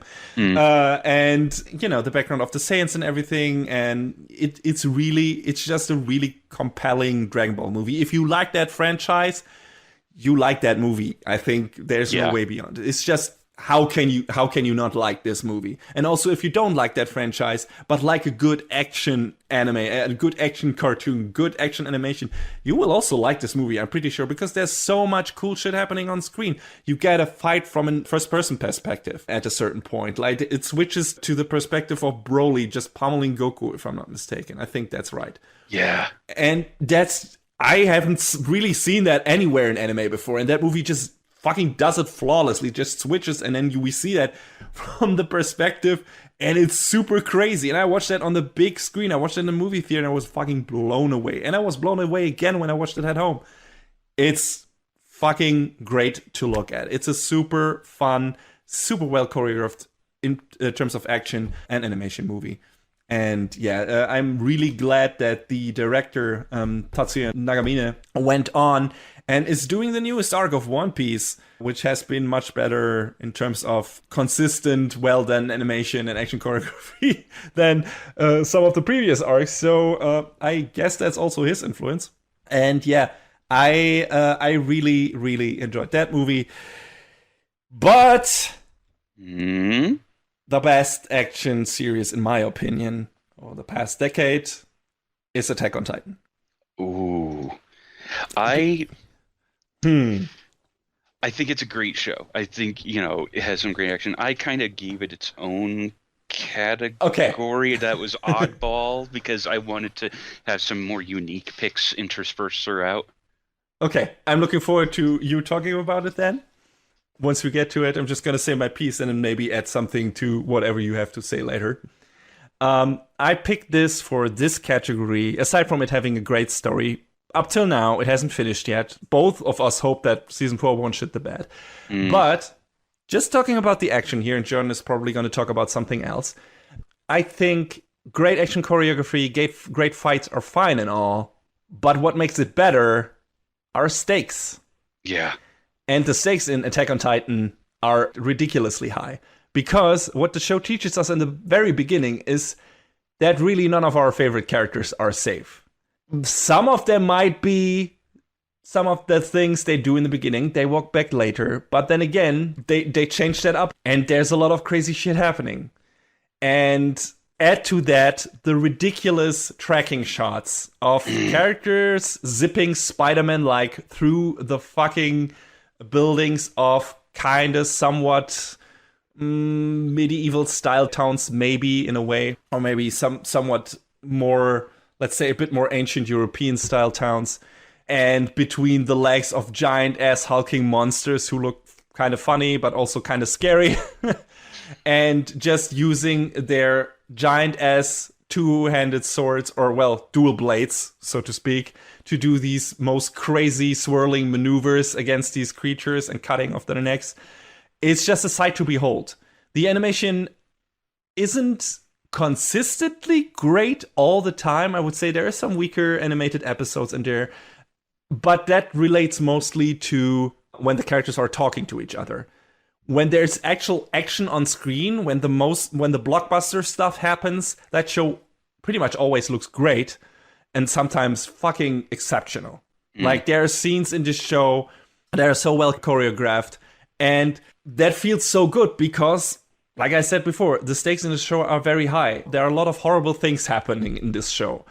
So if a certain character gets out of a certain situation, and this being a very well choreographed action scene, or there's a giant ass comeback and comeuppance for a bad guy, or a character finally coming into their own and pulling themselves out of shit and then fucking doing a payback move or something like that. And I don't know, turning around the fate of everyone involved in this part of the story. It's so riveting, and it grips you and it doesn't let go. And that's what Attack on Titan has been consistently great at throughout all of its 3 seasons. Think about it what you will in terms of story. Some people like where it was going. Some people thought the pacing wasn't as great in certain parts of the story and didn't like where it was going partially in season 3. You can discuss this. You can argue this. I wouldn't hold it against you if we were like, I didn't like where this was going. I can totally understand it. But I think, in my opinion, the action side of things in this show is pretty much flawless from beginning to end. And that doesn't mean that there is action in every episode. There's a lot of talking in a lot of episodes, a lot of plot development. But every time the action hits, it fucking hits. Mm-hmm. That's why I think it should win this category, for me anyway. And I really enjoyed it throughout all these 3 seasons. And yeah, the stakes and how harrowing certain things can get are what elevates it for me over things like Kill la Kill or Dragon Ball Super Broly. I think the show really hit for me because it had a lot of intrigue as well. Yes, Because that too. and I feel like I had a different goofier category name, but I think that's probably the better one to go for. Hmm. Um, because every time it was like, oh, we got an answer to this question. It's like, well, here's three more questions, motherfucker. And it's like, what are you talking about? What do you mean? Mm. And every time, they would kind of partially solve one mystery. It would just like blow wide open and be like, no, you didn't know. You didn't know Mhm. anything. The characters or the audience. And I feel like, I still am curious where the story is going to go in the last season. I mean, our friends advised us not to watch the newest trailer, so I don't. All right. We're not. I mean, the thing is, first of all, there are some shows that do this mystery box thing, right? And they overplay their hand. Lost Yeah. as an example. That try to make it all so mysterious and add new shit and new shit, and at a certain point, you understand that none of the creators knows where they're actually going with this. And you might think at a certain point, oh god, is there going to be a good payoff to all of this? And the thing is, I think Attack on Titan actually lives up to the promises it makes. Mm. I think the payoff you get, like the resolution to the most prevalent mysteries in this story, get a really good resolution at the end of season 3. I was really satisfied with where they went with the story. And I think at this point, it's more about what kind of crazy shit happens in the plot and not so much about mysteries being revealed, because all the big mysteries of the show have been pretty much revealed at this point. Yeah. There are not many things to clear up, really. And now you have these two parties, and there is going to be a confrontation. That's probably pretty much. A lot of people have been saying the last arc of the story, like what is going to be the fourth season, is completely different from what we've seen before. And I can see that because, like you said, until now, this show has been a mystery box, also action horror thing. Oh yeah, that. Oof. Yeah, the horror There's some horror going on. Oh boy, is there! Like this could also put have been like favorite horror anime thing. It really goes for the horror a lot of times, and that's what it's been up till now. And I think now we're gonna probably get into a bit of a different genre here because most of the mysteries has been solved at this point. But I'm looking forward to it. I want to experience it. I hope Mappa does a good job. I mean, they have shown, especially this season, that they are up to the task if the manpower is there, if the right person is at the helm. So we'll see. I hope they follow up on what Studio Wit has been building with these first 3 seasons. Mm. But yeah, the action is great, but the mystery kind of drew me in, so I think that's why it's on my list for me. So I guess we can go on to another category then. How about Yes. best historical fiction? Oh shit, I know what's coming. That's probably one of my picks as well. So let's talk for a second about Golden Kamuy. Yes, please do. It's not on my list, but it should have been. And I'm really looking forward to the 3rd season. Oh, me too. Oh, so nobody talks about the Russo-Japanese War. Yeah, no one. So when I was talking with a friend of mine in RL who has a major in history, and I was telling him, yeah, there's this show that takes place like just after the Russo-Japanese War. He was fucking floored. He was like, what are you talking about? I'm like, yeah, it's this show about a gold rush in North Japan in the early 20th century. It's fucking great. And God, Golden Kamuy shouldn't work, but the entirety of the cast and the rush to this lost Ainu treasure is so good, dude. Mm-hmm. Sugimoto is great because he's the immortal Sugimoto. Like he gets into all sorts of shit, and it doesn't matter what happens.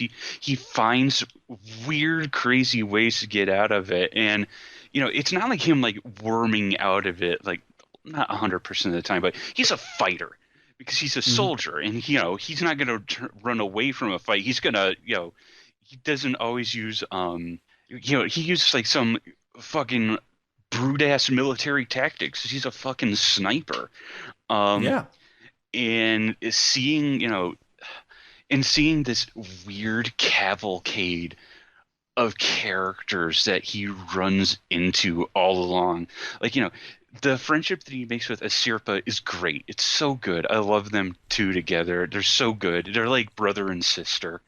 Um, and then like everyone else that joins them is so, the show's a fucking goof, but it's also so great in, the action.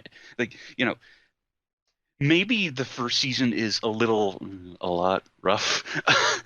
But because you have your PlayStation 2 texture bear in the first couple episodes, it does. I'm not gonna lie to you, it doesn't look good. But if you can sort of push past that, there's a great series with this wildly eclectic cast that just brings everything together. And oh my God, the third episode or the third season, I think, starts in like 3 days, and I'm like, oh, just pour it into my face. I can't wait.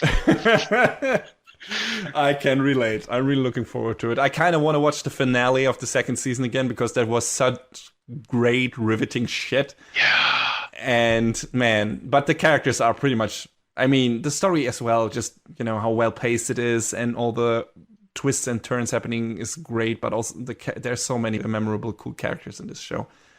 So weird. It's like it feels like, I don't know, Russo-Japanese war version of JoJo's Bizarre Adventure in a way. It's really cool. It's a really cool show. I wish it would have gotten better production values. It would have been picked up by a studio who did the source material justice. But even with the shortcomings it has in terms of animation quality, it's just a super enjoyable show. Oh man, great. I watched the trailer for the third season the other day, and I'm fucking ready to go. Yeah, let's fucking go. Can't wait either. But historical fiction is, I mean, there's some out there. I don't really actively seek it out. There's not a ton of it, though. I feel like as far as anime goes, like I guess if you want to watch the adaptation of Samurai Warriors, don't. But if I had to pick one for this specific subgenre, Vinland Saga. Of course. Come on. Oh, Vinland Saga is so good, man. Yes. Vinland Saga is my pick for favorite drama. That's also most anticipated adaptation for me, because I've been waiting like I don't know how many years for this to happen. So yeah, but sure. Talk about it. You go first. I don't even know where to start, man, because there's so much to the show. Like, it starts off as being like this story of revenge, which, hey, that's a dime a dozen. But then it sort of starts to genre shift with it, within, the purview of its own story, to being like this story of rebellion where, the main character changes. It sort of it goes from being Thorfinn's story from the beginning, and then it very quickly turns into being Ashalad's story, which I thought was an interesting twist, because you get to see this story through like two different viewpoints, where Thorfinn's is very just like, it's very straightforward, it's straight on. You know what he wants, you know what he's going for. But with Ashalad, you're never 100% sure until you get to way later in the story, and you sort of see what he's driving at, and it makes his character go from being like, oh, this fucking asshole guy, to piece of shit, get this piece of shit, to being like, oh. And I don't think you really ever 100% sympathize with him, but you sort of see what makes him tick, and you get inside his head, and it's such an interesting flip, because the main character isn't. It's they like take the spotlight and be like, it's this guy over here. Look at this guy. He's more interesting. And it's all set on this backdrop of like Vikings and, the ascension of the throne of Prince Canute. Who And also becomes a very important character and has a great arc in this story, like a great fucking turnaround considering where he starts and where he ends up. And that moment where that shift happens is fucking amazing. So good. It's so good. It's so well written and it's such a pivotal moment in that character's story and it's so well executed. Oh, amazing. Doesn't hold a candle to what they do with Ashley in the end, but still, it's really great. Everything about this show and the production just hit. Holy shit. Yes. It's so hard. Fucking Wit Studio came out swinging on this one, and I remember sort of being hearing this name on the wind of this show, mostly because you talked about it on and off over the years. Oh yeah. And then when the adaptation came and the first few trailers airing, I was like, yeah, I guess I'll check this out. And then when it started, I was like, oh, I got so in there on this show, and I'm so sad that the future of the anime adaptation is up in the air now. Yes, absolutely. Shuhei Yabuta said as such after the show finished, and it was like, man. Yeah, I can only hope. I mean, Wit Studio gave up apparently on Attack on Titan, or they don't want to do the final season for some reason.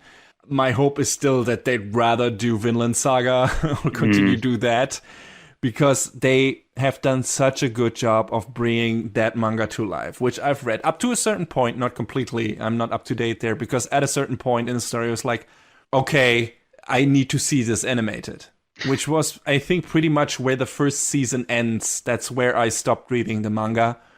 So everything that comes after this is new to me, and I want to see this in animated form, because everything about this production is fucking amazing. Yes, there's some low points in the animation department at some points where you see some CGI animated soldiers that don't look too great and everything. That happens, but it's so negligible, because everything else, the artwork, the backdrops in this show are so gorgeous. Yeah.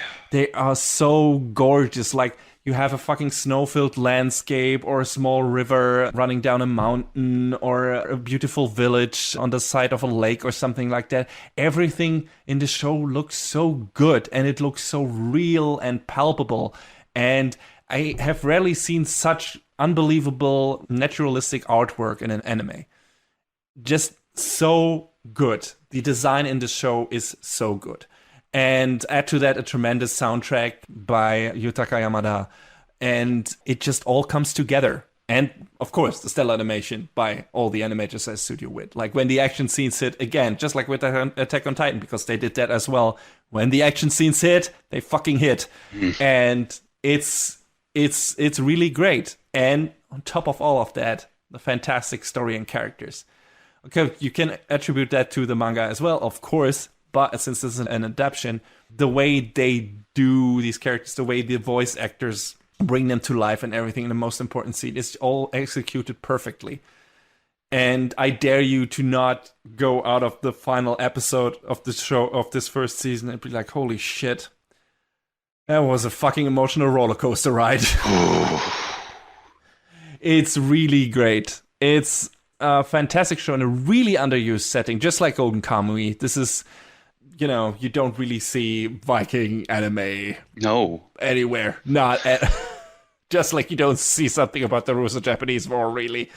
So this is something I was really looking forward to, in terms of, hey, this is something new and different and interesting. And they really explore some interesting themes in the show as well. There's a bunch of stuff talked about that you wouldn't expect a show like this talk about, like love for some reason, and different interpretations of that, and religion. There are a bunch of interesting things they talk about. I always like when shows that are predominantly action shows on the surface try to dive into a bit of deeper material and give you a bit to chew on. And Fate Zero did the same thing, for example, when it tried to explore what it means to be a king from each character's viewpoint. Yeah, I think Vinland Saga does that a lot more even, and add to that all the fantastic characters and their incredibly well-written arcs.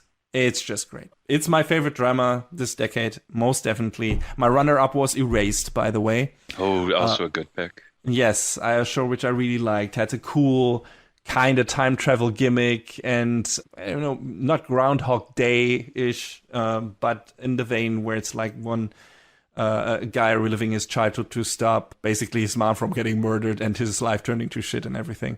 And that all connects to one of his childhood friends dying and everything. So that was a really riveting show, and a lot of people don't like the ending, how they changed that from the manga. I still like that anime. And I think the characters in Erased were also really well done and had a really nice tone where it was like this callback childhood theme that I really enjoy in certain movies, series, books like It by Stephen King or Stand By Me or stuff like that, where it goes a bit into nostalgia feelings that you might have had for certain things you experienced in your childhood. And Erased also caters to that in a way. But I think Vinland Saga has even more to offer. And a lot more surprises in terms of what they do with the characters and everything, and great payoffs. And I thought that show was riveting from beginning to end. Definitely. And I enjoyed that ride, and I hope we can continue that ride. We'll see. Fingers crossed. Yeah, fingers crossed. I mean, there are other shows that took really long breaks before they came back, so who's to say that Vinland Saga can't do the same? All right, so what's up next? My next category would be... I need to scroll up again because we jumped a bit forward. Sorry. No problem. This is fun. My next pick in terms of categories for my top 10 of the decade is favorite sci-fi. And my runner-ups for this category are Space Battleship Yamato 2099. I still have to watch that someday, man. You definitely do. This is a remake of the old show Space Battleship Yamato, or some people in the US might remember it as Star Blazers. And this is something we don't really get at all anymore, I would say, in anime form, which is this really classic space opera, where it's a bunch of people getting on a spaceship in the beginning because they have to travel to a distant planet to basically procure a weapon that will help them destroy alien oppressors. And they're the last hope of mankind, basically. And it's kind of this ragtag crew of people working together on the spaceship. A lot of young people who have never done this before and have to learn how to survive in this environment. An old, sturdy captain with a big white beard. And a bunch of twists and turns in the story as well. A bunch of interesting alien planets, menacing alien opponents. This show is fun from beginning to end, and it's really well animated. Probably the best thing I've seen Zebek do ever. It's just a super entertaining show with a tight plot and a lot of things happening, and a really cool emotional finale in a way. One thing is a bit weird, but considering that the series got also a follow-up, which I haven't watched yet because so far only the movies have been released. Since I watched the TV version for the first series, I might do the same for the next one, which I think is 2209 or something. I'm not sure. Sounds about But right. yeah, Space Battleship Yamato 2199 is a fantastic sci-fi show, a really nice space opera that you can enjoy if you love shit like Macross, if you love, if you love stuff like Macross, if you love classic sci-fi fantasy stories, Leiji Matsumoto stuff like maybe Captain Harlock or stuff like that. If you are into that kind of classic shit, you will like Space Battleship Yamato. And there is a lot of really cool shit in there, and good CG on the spaceships, which I didn't expect because it's really fluid, well animated CG. Yeah, I really enjoyed it. Follow-ups, mentioning Macross Delta could have been one. I really liked that show. So might have been one of my runner-ups, but I would still rank two other shows before that, and that would be Astra Lost in Space or Planet With, which I also enjoyed both of these shows, both doing something really interesting with their respective genre. Planet With doing some fighting against alien thing with a dude in a body armor supplied by another funny alien, and the show actually does some interesting things with the themes, and I really like that a lot. It was not super well animated, but it was fun, and the characters were great. Had a great soundtrack with a kick-ass fight theme and everything, and it was a really enjoyable a short show that I can recommend wholeheartedly. Astra Lost in Space, we talked about very recently, is like this neat survival trip of a crew of young students who get stranded basically in deep space and board a spaceship hovering in space and try to find their way back home. And they also visit a lot of interesting planets and need to learn to survive and become a crew.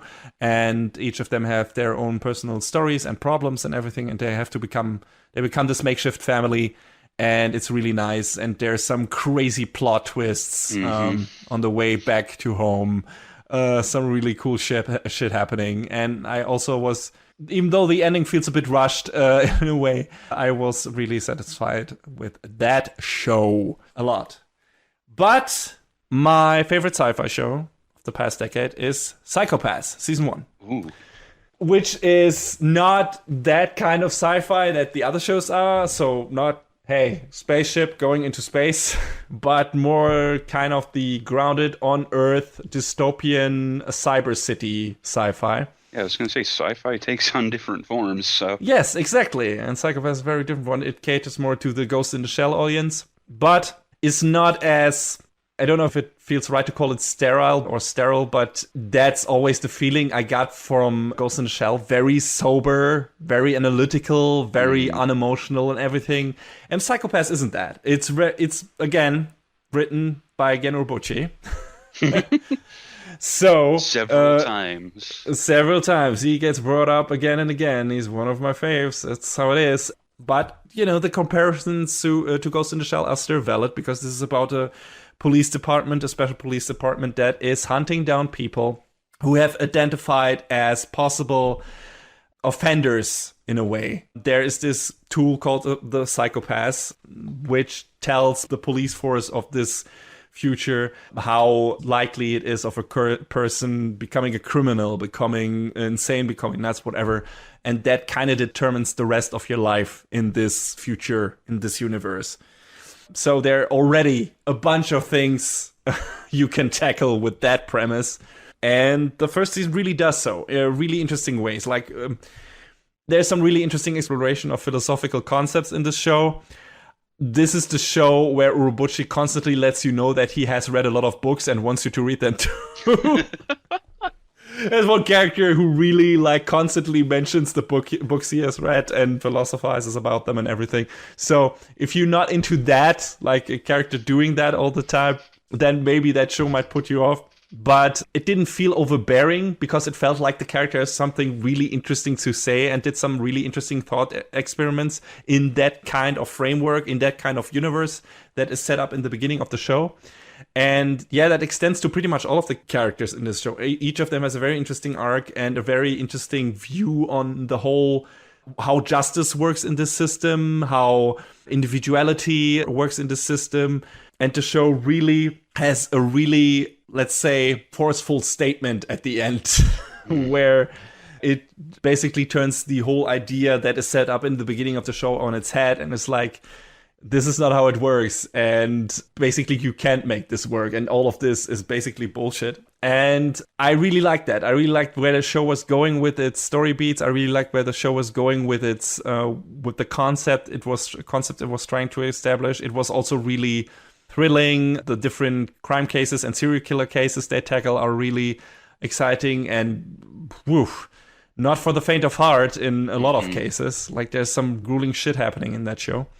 And I really like the main characters. I think Akane Sugimori is one of the best female anime characters probably ever. She has a really great arc and is a really strong female character. I really liked what they did in this show from beginning to end. And also her partner, Shinya Kogami, is also really interesting. Also, the antagonist, Shogo Makishima, is super interesting. And his look on things, considering where he's coming from and everything, is also a really interesting perspective. So yeah, the show has a lot going for it. A lot of twists and turns in the story, like I said. And it was just a really interesting sci-fi story with a mix of very well-known things that have been kind of explored before, but not in that combination, and also not that well, maybe, or that extensive. Like, there's a lot of Minority Report in there, there's a lot of Ghost in the Shell in there, like I said. But I think it all comes together much better than some of the concepts do in those other shows or movies. And yeah, I really enjoyed it. I think this is a great sci-fi show, great sci-fi thriller in a lot of parts, has really nice action. It's very well animated by Production IG, if I remember correctly. I think that was the studio that was responsible. Yeah.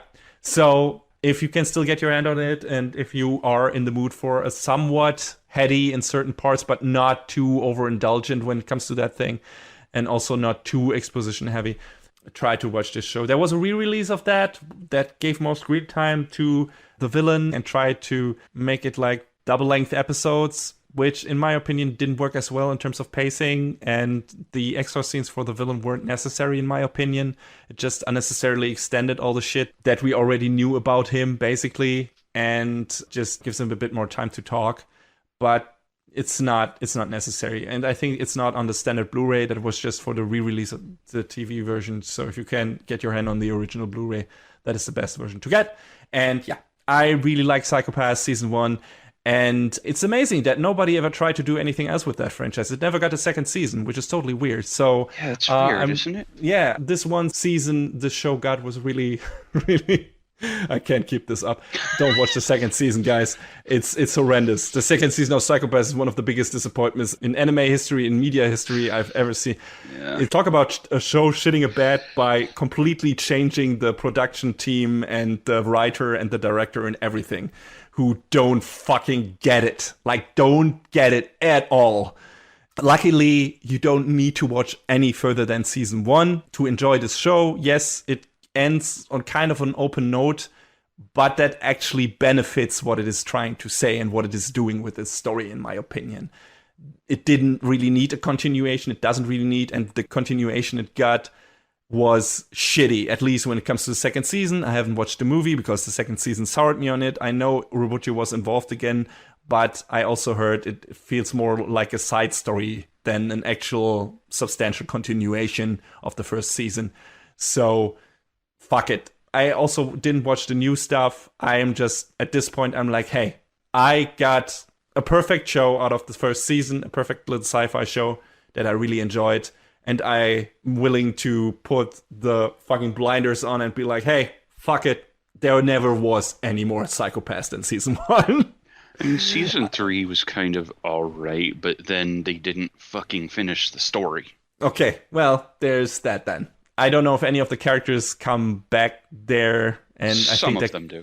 I kind of think they partially ruin Akane in season 2, not as much, but they definitely ruin the character they introduce at the end of the first season, where it's like, oh, I get what it was such a nice cap off, and it was like, oh, I get what, yeah, that is that character now and everything, and that's super cool, and she seems likable, and then holy shit, season 2 fucking fucks her in the ass. Yeah, it's horrible. Don't watch the second season. It's a travesty. It's a sin. It's a crime. That's all I have to say. But season 1 is fantastic, and it's my favorite sci-fi show from the past decade, without a doubt. All right, John, your next category. Best romance. All right. Because I watched too many of them. Best romance with optional heart-wrenching. Boy, there was a lot. Not all of them great. So you won't see the perennial whipping boy on this list. If you've listened to the show for a long time, you know what show that is. But there were a few that really grabbed me and I really enjoyed. My runners-up are this one we didn't talk about, called Plastic Memories. About in the not so distant future, people basically hire androids that look almost exactly like humans as companions, or like, you know, a helper or a maid or this or whatever, to help them out, or, you know, accompany them in their everyday life. But because of certain problems with this tech, these androids have a certain service life, and once they get past that, there's some deterioration with the machine, like, but with the personality, the memory, the sometimes they kind of get a little rambunctious, violent. It's not great. So this is a story all about this guy. His name is Sakasa, and he works at this agency that goes out there and retrieves the androids when the time comes. And Mm. there's a couple of androids that work with them. And one of them is this girl named Isla, and she's a bit she's a short this girl is short in stature. She's got like whitish bluish hair, and the two of them work together as partners, and she becomes his live-in partner, and feelings start to get developed as time goes on. This was a show that I was like, oh, I see exactly where the story is going. So, I'm going to be ready for how it ends. And it ended exactly how I thought. I wasn't ready. Mm-hmm. Boy, this show hits you really hard in the 11th hour because, uh, Isla's time comes. And Tsukasa tries to be like, hey, but we can run away. We don't have to live by the rules. And Isla's like, no, no, we can't. That's not how it's supposed to be. And boy, this was a different sort of romance that hit really hard in the ending, in spite of knowing how it would end.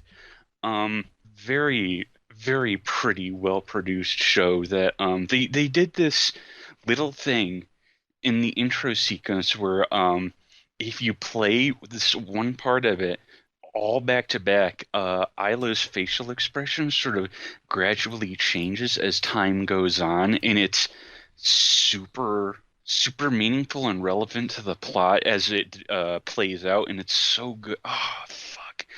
If you want to, if you really want to cry your eyes out in a romance, this is the one. This is really Mm-hmm. good. But if you want to get a little more grounded in reality, um, Given is great. We talked about it Mm-hmm. last year, and it's this, I didn't think I would find myself watching a very gay romance story, but um, the the dynamic between the two main characters, Ritsuka and Mafuyu, is super good, and it's all about them two bonding over music and forming a band, and discovering that, hey, Mafuyu can sing really well, and Ritsuka, he's great at the guitar. He always has been. Um, he sort of lost interest, but he meets Mafuyu, and it's his sort of reignites his love for music, and along the way, he ends up falling for this guy that he never knew before now, Mm-hmm. and it's this really strong, substantial story between the two of them that you really feel them get to know each other. And like I pointed out um, in the story, Ritsuka has this moment where, he's not sure if this is all right. And he talks to, you know, a, I remember. a friend of theirs, and he's like, yeah, there's nothing wrong with being gay, dude. And it's this super validating story because of it. It's super good. Oh, man. Mm-hmm. Um, the big musical performance that they build towards in, I think it's the second to last episode, is the payoff is super worth. It's so good. Ah, Given is super great. It's super super good. I think the one that hit me the hardest. You guess what it is? I have my suspicions. It's Recovery of an MMO Junkie. Okay, well, that is more of a light-hearted thing, though, I guess. Yes, but you don't see a lot of romance anime or manga about 30 somethings That is true. with a lot of good Absolutely true. substance in them. And Yeah. it's about, how many stories you see about a girl who's like, yeah, I don't want to work my job anymore. She just straight up fucking quits to become a neat. And she's like, I'm gonna play MMOs all day long, and finds a boyfriend through that, and it just feels super it feels like this sort of thing, obviously, Plastic Memories is some future shit that, falling in love with robots is, a far off dream, and Mm. follow the lessons that Futurama told us and don't date robots. Given is definitely grounded in reality, and it's a great story, but it's a high school age story. I'm 36 years old. It's hard to be like, yeah, I totally connect with this high school story. And a show that's not on this list is my teen rom-com Snafu, because that's definitely a more substantial high school rom-com, but it has it definitely has some weight behind it that not many other rom-coms of that ilk can manifest. So it's probably the stronger choice, but I feel like as far as personally connecting to, MMO Junkie is a lot stronger. And it does a lot with its story, and with its you can tell, very limited production budget. But it has a lot of smart choices in there. I mean, a story like that doesn't necessarily need a high production budget to shine. No, that's true. And I mean, we touched on it back then, but it's still worth mentioning that the director of the show at the time is not a great person, but hey, he got fired from the studio, so now you can enjoy this show guilt-free. But yeah, this is definitely, it's got to be like my pick for romance from shows from this decade, because just it feels so personally relatable for me, because how there's so many times I've just want to walk off the job and just go home and play video games all day long, but you can't do that. Mm-hmm. So, oh well, oops, I'll live vicariously through Moriko. Sure, why not? I mean, that also, like you said, the whole thing just being about 30-somethings, being first of all rare, and then also, being more relevant to our age group and more relatable. Yeah, that's also the thing. When you talked about it in the original review, I was like, oh yeah, that sounds like something I might check out one day, because that's definitely more relatable than the other romantic comedy stuff I've seen so far. So, and it is more lighthearted, but it's also a feel-good show. So, yeah, that's great. Yeah, I think that's pretty much it for that. What do you got next? My next category, a very niche one, is favorite sports anime. So, my runner-ups for this were Kuroko's Basketball by Production IG, which I really enjoyed and is really kind of classic in a sense. It tries to be a bit more realistic and also having, super moves, so having your cake and eating it too. It gets really wild later on when it comes, and really anime when it comes to, hey, this character is not super fast, but also this guy does a move where everyone just kneels before him out of sheer, I don't know, respect or something, because they just get intimidated by his force of will, or it's ridiculous. So it's super fun, and that's what sports anime are all about for me usually. It's like, hey, I'm not really interested in a real life sport, and anime put some characters in there that are super fun and do some wild shit that they couldn't actually do in the sports on the field. So that's what Kuroko's Basketball does really well, and also really well animated at times. And the other two shows I would put in my run-ups would be Captain Tsubasa, the remake from last year. Yeah, I think it was last year. Or the year before that. I'm not sure. What is time? Yeah, what exactly? What is fucking time? No, it was from 2018. So 2 years ago. But yeah, a remake of that story that has been adapted from the original manga several times before. But I think this is the best version of that story. The first two arcs, Kids Dreams and Fight Boys Fight. Sadly, we didn't get to the World Cup arc in that adaptation. I would have loved to see fucking Captain Tsubasa duking it out with the German Captain Tsubasa, Karl-Heinz Schneider. That he is the same character, just with blonde hair and blue eyes. It's the same fucking haircut. It's the same fucking face. It's just a fucking color swap version of Tsubasa.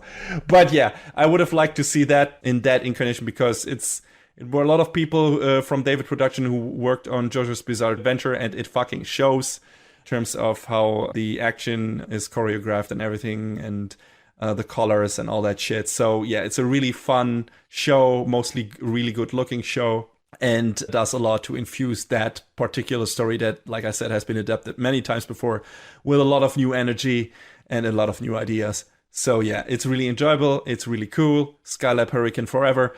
And the last runner-up I had was Yowamushi Pedal, which is a show about bicycle racing, a sport that I don't give a shit about at all in real life.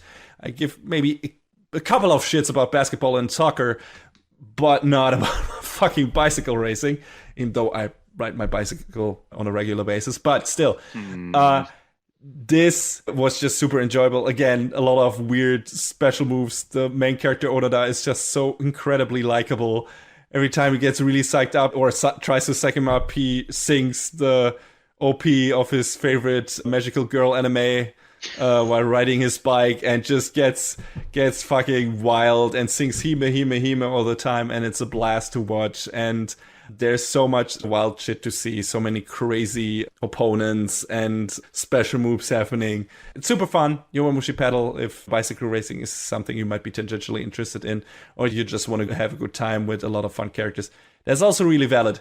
But my most favorite sports anime of the past decade, yeah, obviously, it has to go to Haikyuu, without a doubt. Again, production IG, just like Kuroko's Basketball, and I think some of the same team is on this as well. But this is about volleyball, and there have been several volleyball anime before. One of the most probably one is Attack Number 1. That was one of the first anime I watched without knowing it being anime on TV. And yeah, Haikyuu is also volleyball, and it's just, it has it all. It has it all. It has everything a good sports anime needs. It has a dedication to the sport. It explains the sport to you very well so that you as a fucking noob know what is actually happening, what the players have to do to win the sport. I'm looking at you, Yuri on Ice. Fucking not explaining anything how that shit is judged. No fucking idea how those scores came together. No, in this show, you know how what happens. And yeah, it's great. The matches are riveting. The animation is fucking stellar by Production IG. When our main character hits their fucking quick attack, is their opponents are not the only one just with their mouths hanging open. It's also us, the viewers. It's so great to look at. And yeah, speaking of the characters are incredibly well written. I really love the main pair of Shoyo and Tobio, who come from completely opposite ends of the spectrum in terms of how their characters are set up. But also they're very alike in a way. They're both hotheads, only, for different reasons. And it's really fun to see them first clash and not get each other at all, and then becoming like this super fucking tight combination that does incredible things on the volleyball court. And all the other members of the Karasuno volleyball team are fantastic as well. I couldn't all name them, but most of them have great arcs. One of the most dislikable characters in the beginning gets one of the most badass payoffs in a match I've ever seen. And it's so satisfying hearing him when he finally does what he does after he has such a struggle to get here, and then just lets out this fucking guttural scream that is so fucking well animated. It looks so good, and he just takes his two fists and just puts his elbows to his fucking waist and is just fucking yelling to the ground. It's like, yeah! It's so great. It's such a great moment, and Haikyuu is full of that shit. It's so riveting to see. It's so satisfying. The matches are spectacular. We got extremely prolific antagonists. Oikawa is one of the first big ones, and he's the most smug asshole you've ever seen, but also incredibly charismatic and funny, and I love him to death. He's fantastic, and when he hits that fucking first serve that you don't see coming, it gets like this really flashy animation highlight where it's this really thick, almost like paintbrush style lines around his body and his face and everything, and she just fucking smacks down the ball on the court. The ball gets deformed and everything because of the force of the serve, and it looks ridiculous, and everyone is fucking amazed and shocked, and so was I. It's really great. Like, the show puts all the effort into the right places, and the third season was especially spectacular.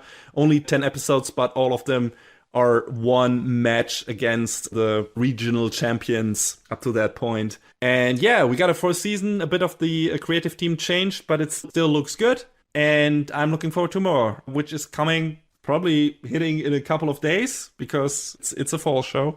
The second part of the fourth season is. So yeah, I'm getting more Haikyuu. I'm psyched as hell. I'm looking forward to more of this fantastic sports anime.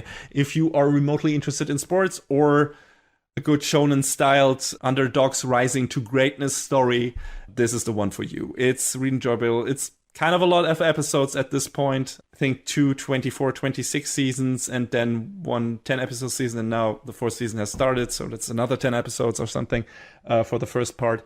But yeah, it's really enjoyable. It's a breeze to watch through. You can just marathon that thing and not get bored, because there's so much fun things happening. And like I said, great character arcs, a lot of great jokes. The humor, I always forget to mention the humor in that show when I talk about it, but it's so funny. This is one of the funniest shows I've ever seen. It is also a contender for best comedy for me, because the humor is so well timed in this show. It's not the main focus, but it's so well done. And since the characters are so sympathetic, everything that they do is super endearing and funny at the same time.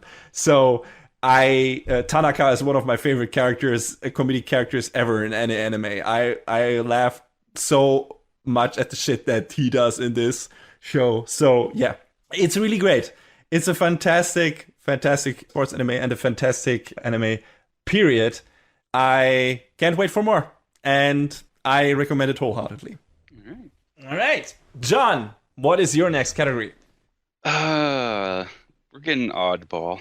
How about best revival of an old franchise? Okay, interesting. We talked recently about the reboot of Orphan, so that got me thinking about other older shows that have sort of come back. Which there aren't a whole lot, because if you're an old show, you're probably still running, like the ones we listed off earlier. But Dragon Ball Super, boy, wasn't expecting that. Talk about a comeback, man. Yeah, that hit in 2015, and even though it had a rough start, oh yeah, it came around, and it was the shot of nostalgia that I didn't know I wanted. It was a lot of fun. It had some great new moments I wasn't expecting. The Tournament of Power at the end was a great send off for the series. Oh, yeah. It was hype as fuck. And even though the adaptation of the Battle of the Gods and Resurrection of F arc is not as good in the TV series, you can still watch the movies and then just continue on from there on with the series. So yeah, exactly. That's not a problem at all. But yeah, and once you get to the Tournament of Power, it's just fucking gangbuster. Yeah, Dragon Ball Super, and you mentioned before the movie Broly, which was also fucking phenomenal. It was wild. Still can't believe that movie exists, and it's so well produced. But this is other older franchise from the 80s that had some adaptations here and there, but it didn't have a consistent one until, I believe it was 2012, 2013. What else could I be talking about but JoJo's Bizarre Adventure?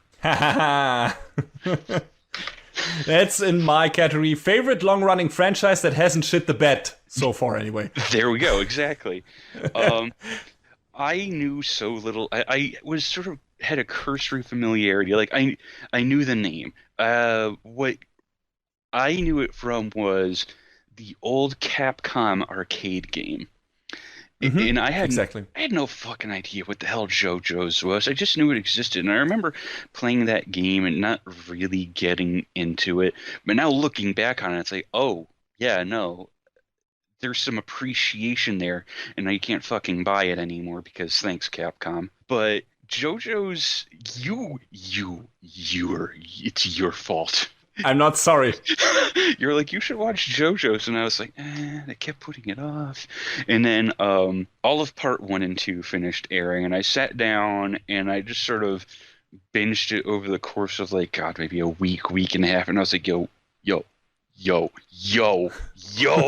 I got super drawn into this like big long generational battle against Dio and the shenanigans of the Joestar family. Hmm. So some members of the Joestars are better than others, Joseph. Hmm. You, Best JoJo forever. you're the best. You might be the best JoJo, but you're not a good person, Joseph. Not necessarily, anyway. But man, it is so wild to think that how this story is written, that it is a generational thing. It goes on for so long. This feud goes on for so long, and it's so crazy. And every time you think you figured out JoJo's, and it can't get crazier. Fuck you. Hmm. Fuck you. It gets even crazier. And man, the first series is a little rough. I'm not gonna lie. Absolutely. David, The first season David production is is still feeling it out. not only from the production side of things, but it's also, in my opinion, the most boring part of the story. And the most boring JoJo. I mean, Jonathan is fine, but he's very archetypical. It's weird because a friend of ours who we dragged down the JoJo hole as well said he liked Jonathan more than Joseph, which I think is interesting. Maybe he likes his straightforward heroes more, who are more on the, I don't know, chivalrous kind of ways. And I mean, Jonathan is more sympathetic than Joseph in a way, but Joseph is just so much more fun. Yeah. He's a wild, fucking oddball, trickster asshole, and that makes him so enticing. And he gets even better the older he gets. Yeah. So Just constantly devolving to, oh my god. yes. Holy shit! Oh fuck! What was the other big one that? Oh right! Oh no! Yeah. There's so many quotable things. And that's also one of the things about JoJo. Like you said, I also had my contact with JoJo's with the Capcom game, but also the old OVA. So I was a bit more introduced to this because I watched the old Stardust Crusaders OVA. Yeah. So I knew what was coming. I did sort of touch on the old OVA, but I don't think I ever watched even a full episode of the old OVA. So You should still try to go back and watch this. Just from an animation standpoint, this is obviously better than TV series. But, it's just an interesting time capsule and interesting to compare it to what they did better or different with the TV series. Yeah, so, I mean, as far as I can tell, the TV series is more faithful. Oh, yeah, definitely. More faithful, and I think also not only more faithful in terms of what it does with the story and that all the characters are included and everything, but also in terms of the crazy vibe JoJo's has. Oh, like, yeah. that is, JoJo, the vibe of the new JoJo's is all lowercase, spaces between the letters, italics, aesthetic. yes, it's got this very inherent, crazy, out there style that is just so this wacky, but also fun, but also cool in a very interesting way, but also weird, but also horrifying sometimes, and funny. And it's JoJo's is so many things at the same time, and it shouldn't work. For all intents and purposes, a lot of the shit that is happening in JoJo's that they put together on screen shouldn't fucking work. It should make you turn off the fucking TV. But it just makes you more interested in this fucking world and those characters. Like, man, those few episodes of Part 5 where it turned into a horror show. Yes. And not only, I mean, it does that consistently. Like, it becomes a comedy, it becomes a horror show. It does that in Stardust Crusaders as well, and I think in Diamond is Unbreakable as well. Like, it constantly shifts genres all the time, in every season. At least starting with Stardust Crusaders, in my opinion. It's a straightforward battle shonen anime, it's a comedy, it's a horror anime, it's a drama, it's a thriller, it's whatever it wants to be. JoJo's is everything. JoJo's is all. Oh no. We are all JoJo's. I was the JoJo all along. Yes, it's fantastic. And in my opinion, Hirohiko Araki is a mad genius. I mean, it's also partially him not giving a fuck. Yeah. That is kind of part of the magic. Him being like, no, I just have the characters do this now. But the way he does that is not like done in a way that you are like, oh, fuck this. This is too stupid. And this is too, it makes no sense. It's like, Oh, it's interesting. For some reason, he always gets the hook back in you. At least that's how it worked out for us, in my opinion. So, Man. yeah, but yet, like you said, the first season is a bit mixed in terms of animation quality. It's not super great. David Production tried to do what they do, but they didn't have I would say maybe not the confidence yet, also not the budget yet and the manpower they needed. And they really stocked up over the years in all of those departments. Yeah.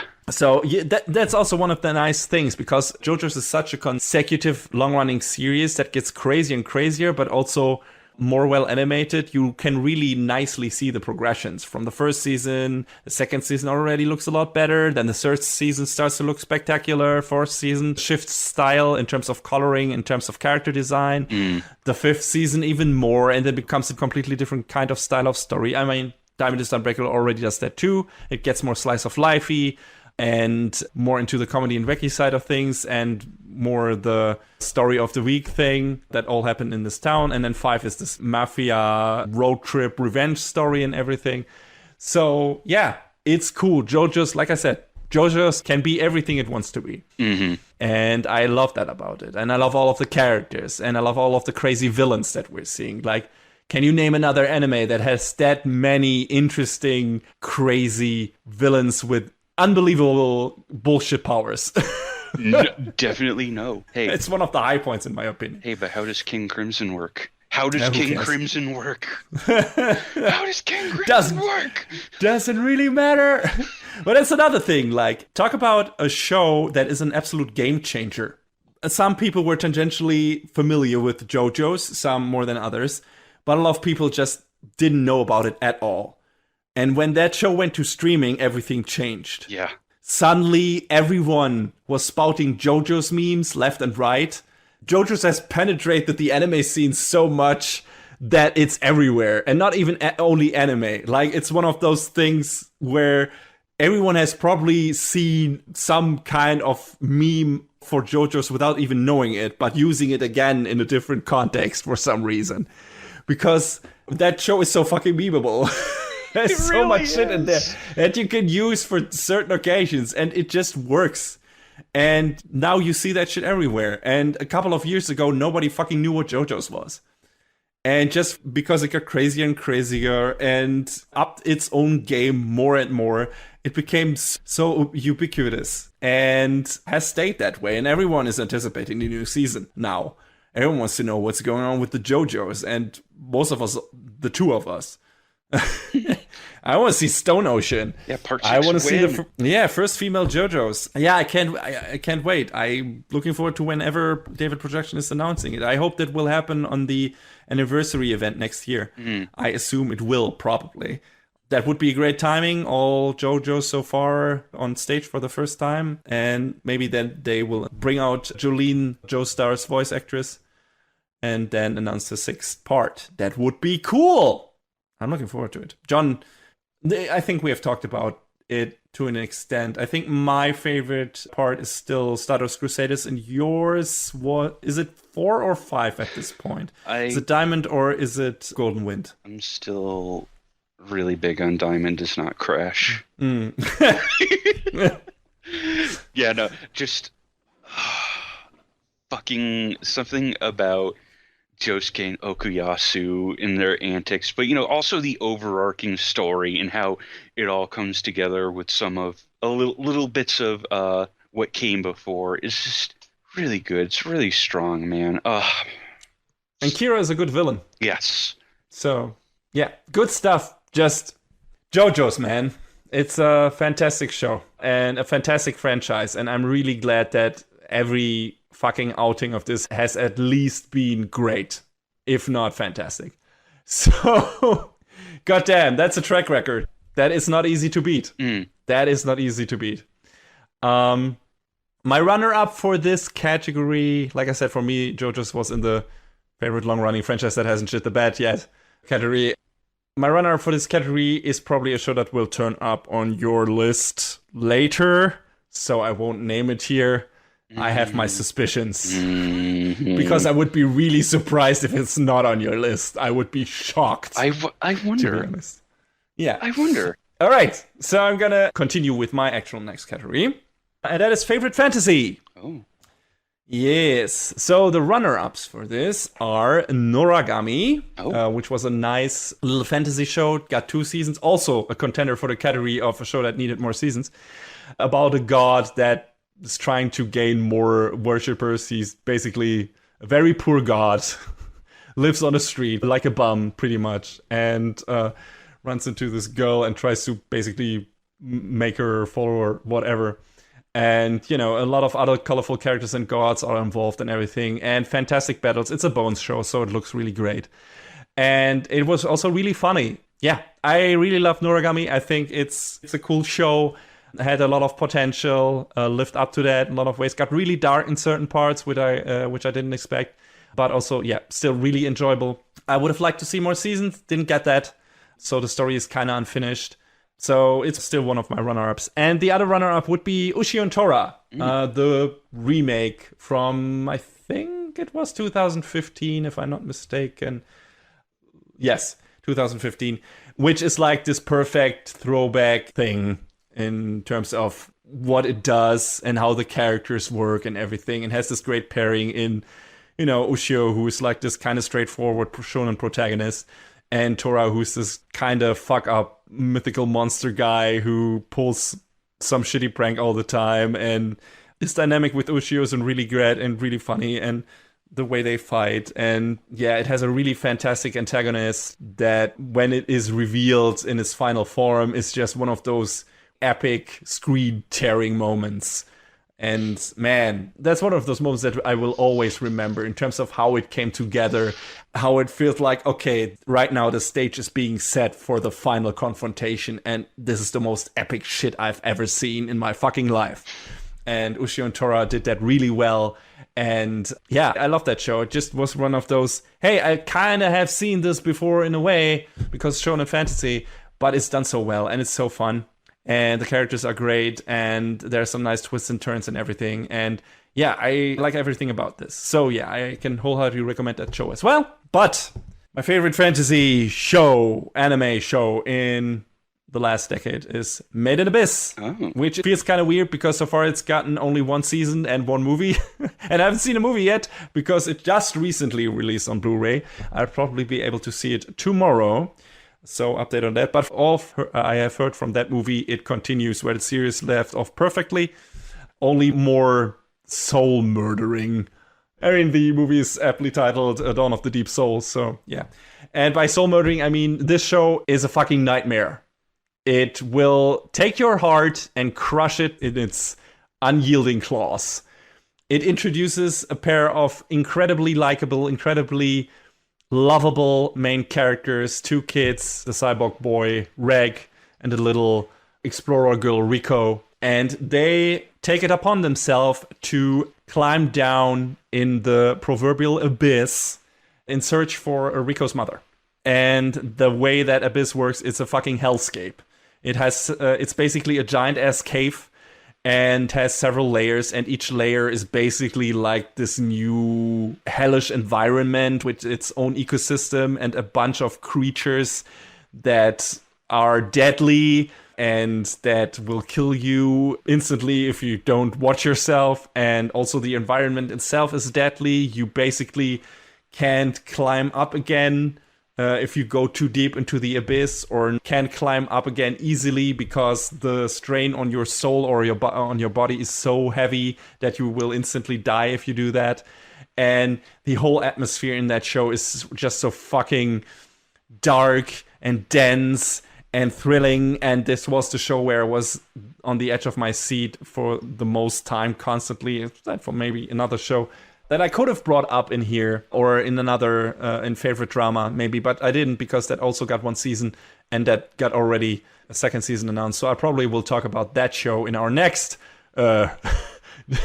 favorite decade episode, which is a couple of years off, but still. You're making assumptions.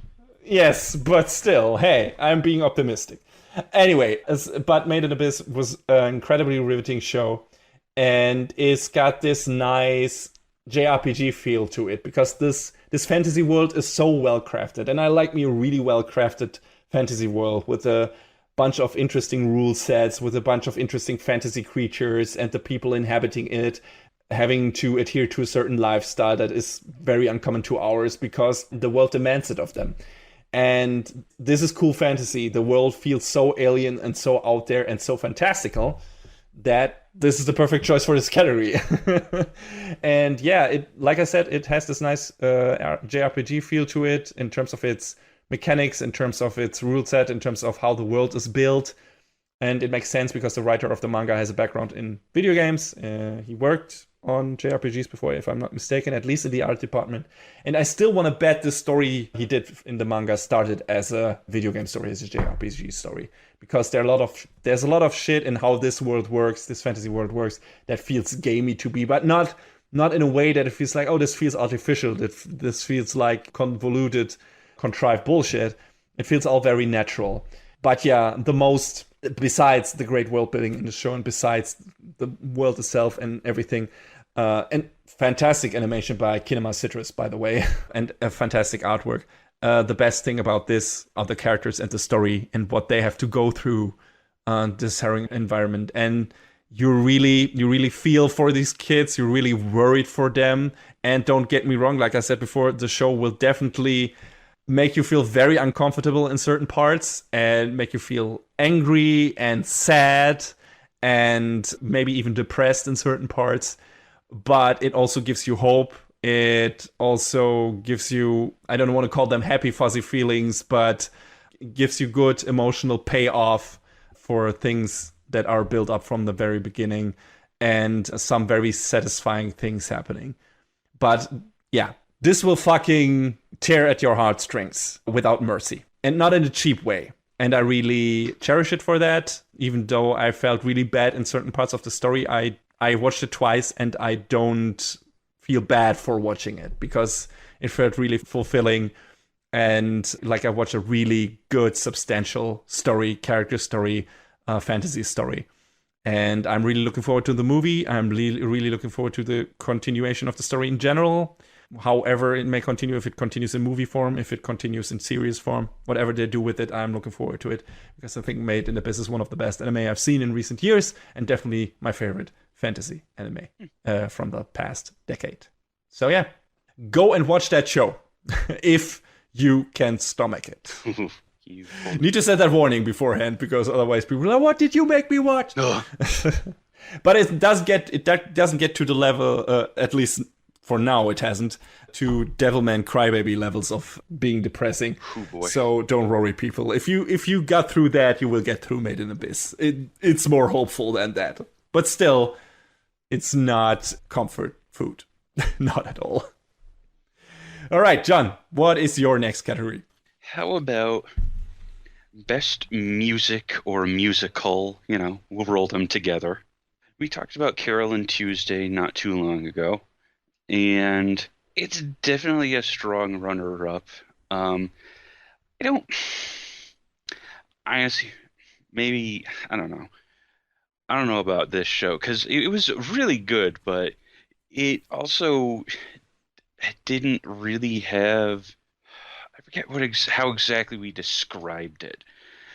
Like maybe a little too like scattershot, maybe. I think our main problem, or my main problem with it, was that our two main characters are not really the main characters of the story. Yeah. Like they don't really have agency. They don't really do anything. They don't really have arcs, really. They are just part of this kind of political story in a way that happens in the background. And then there's the part where they try to become musicians. But they are not really part of anything aside from their family relationships and everything that happens in the background. They mostly just, shit happens to them, but they don't feel like they're the agents of their own story. Right. So that was my main problem with it, I think. That's it. I just couldn't pinpoint exactly why in my memory, but you've refreshed it very well. Thank you. But as far as a musical goes, yeah, it's got some good numbers, and it's great. It's definitely got all the theming there. Yeah, a lot of references, a lot of the dedication to songwriters and everything. And yeah, the songs themselves are also great. Yeah. Motherfucker. Hey, best song. It is a great song. Um, Mermaid Sisters forever. Revue Starlight was a show that just sort of was oddly captivating to me, and I know I think I use that word a lot to describe it, but the whole style of theater that it was something I wasn't familiar with, and I was really taken with it. And the maybe it wasn't a musical in the most stringent sense, but that was definitely one of the themes because it was about a battle to be, top stage, the top stage girl, and all of the fight choreography, the weird sort of mysticism at times to the story just made it really, really wild. So I feel like it kind of falls on the fringe of this category, but it's definitely got a foot very strongly in there because hey, what what ties in with theater? Music. It's basically musical theater, the anime. Hmm. Sound euphonium, I'm a band kid, so I definitely felt the struggles that Kumiko did of trying to fit in with the band, not being sure, hey, is this the instrument I really want to play, that sort of thing. Ending didn't really quite do it for me, but it was more of the journey than it was the destination. So I really, enjoyed for that. And, it's some of the best musical instrument porn out there. Thank you, Kyoto Animation. Oof. Those Hmm. instruments Hmm. looked great, and everything was animated exactly to how the music was being played. So that was definitely super bonus points on that. Uh, Love Live Sunshine, of course. I'm cheating and throwing an extra runner up in there. Screw you, it's our list. Hmm. Um, the first Love Live was fine, but I feel like it was more of a Cinderella story, and it didn't have the same sort of emotional resonance that Sunshine did. Because, at the end of Sunshine, hey, you get thrown back into reality and you realize, not everything is going to be that perfect ending. But, you know, you made a lot of great friends along the way, sang a lot of awesome songs. Um, Hmm. and it was just I really good with a really heartfelt strong conclusion. But but this name has been whispered before, and it predates the start of this show. It's a little series from 2011 that ties in with a big name video game franchise that Bandai Namco has still not graced us with here in the West. What else could I be talking about but the Idol Master? The broad strokes of the Idol Master is that you, the player, take on the role of a talent producer at the 765, read as Namu Co. production agency. And there are these 13 girls that you meet, and it's, up to you to help them become next big star, baby.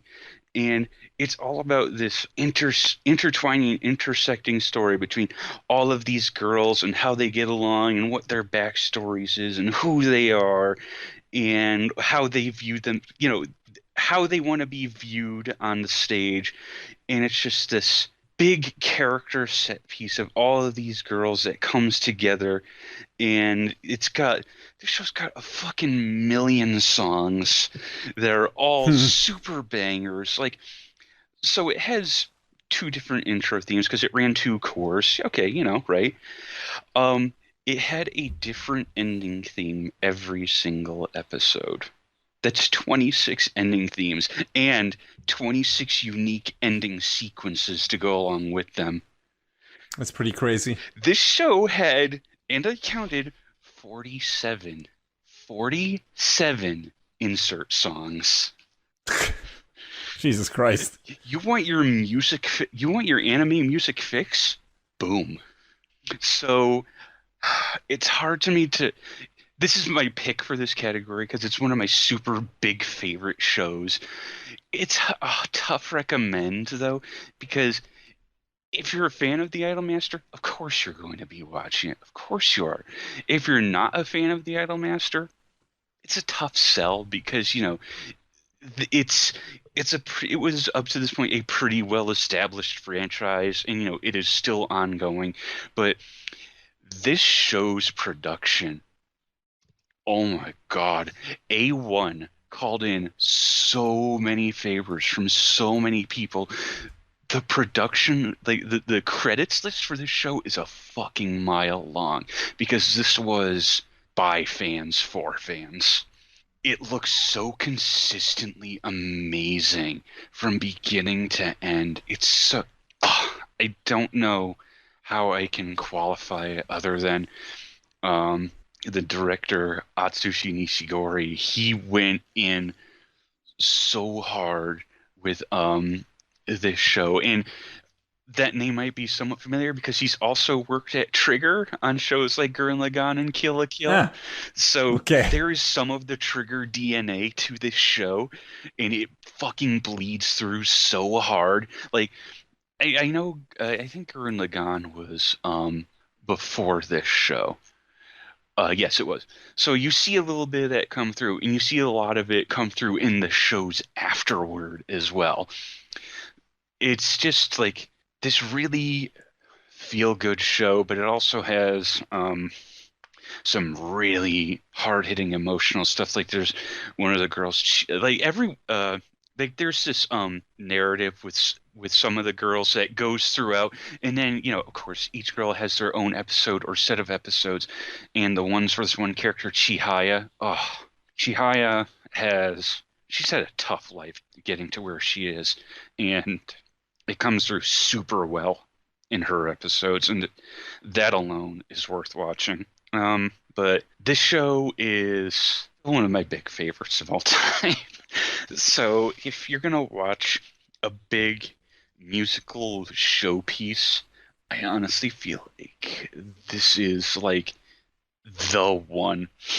Obviously, there is another show related to music which I have not mentioned yet, and you know what it Hmm. is. Hmm. But that show is not purely a musical, so I don't feel That's like true. it belongs in this category. Hmm. So, yes, that one is coming.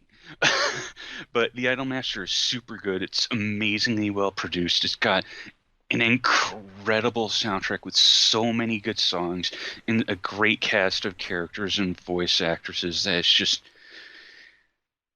it all comes together so well, and I can't not recommend it enough. I'm glad you finally got to talk about it because so far you could only mention it in passing really when we were talking about I don't know Love Love Sunshine or stuff like that, and you finally had your chance to talk a bit more extensively about Idolmaster. Yes. And it sounds like it's yeah, if you're really into musical anime and everything, this sounds like a banger.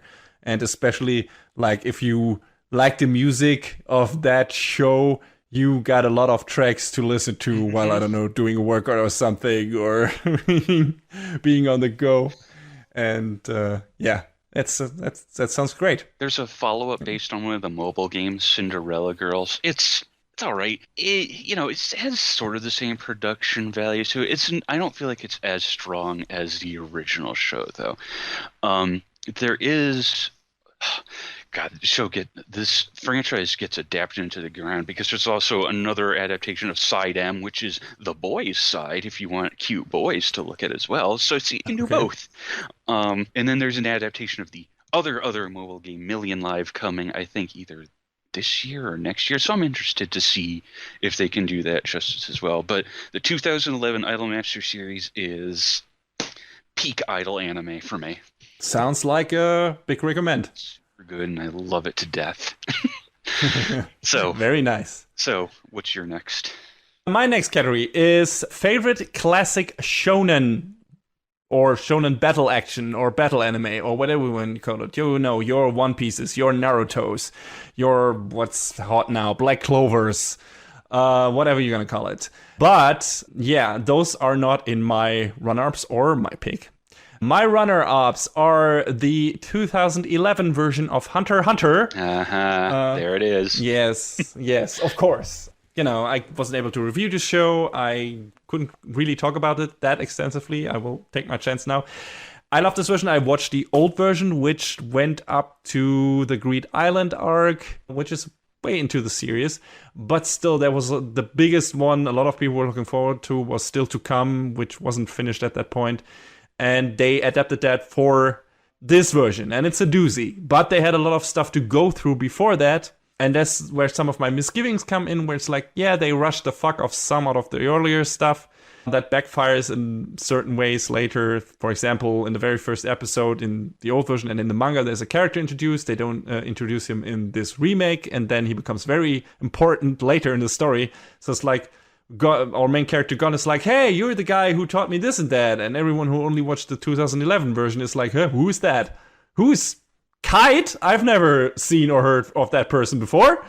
And yeah, that's one of the things. Some of the neat filler bits they put in the old adaptation are missing from this one, which I also found sad because I like those where, the contestants in the Hunter exam, for example, have to work together for a change and not work against each other to save like a shipwreck or survive an incoming flood on a shipwreck.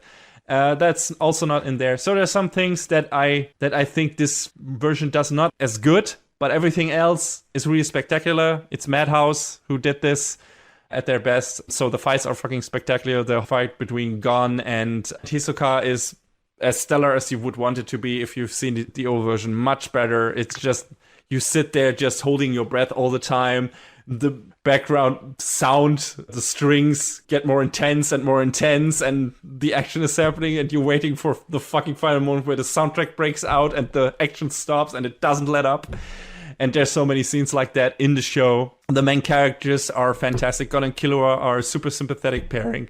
Leorio is fantastic. Kurapika is fantastic. A bunch of great kind of shown archetype-y characters, but also with a neat twist to them. And each of them kind of in a way get their own interesting part in the story.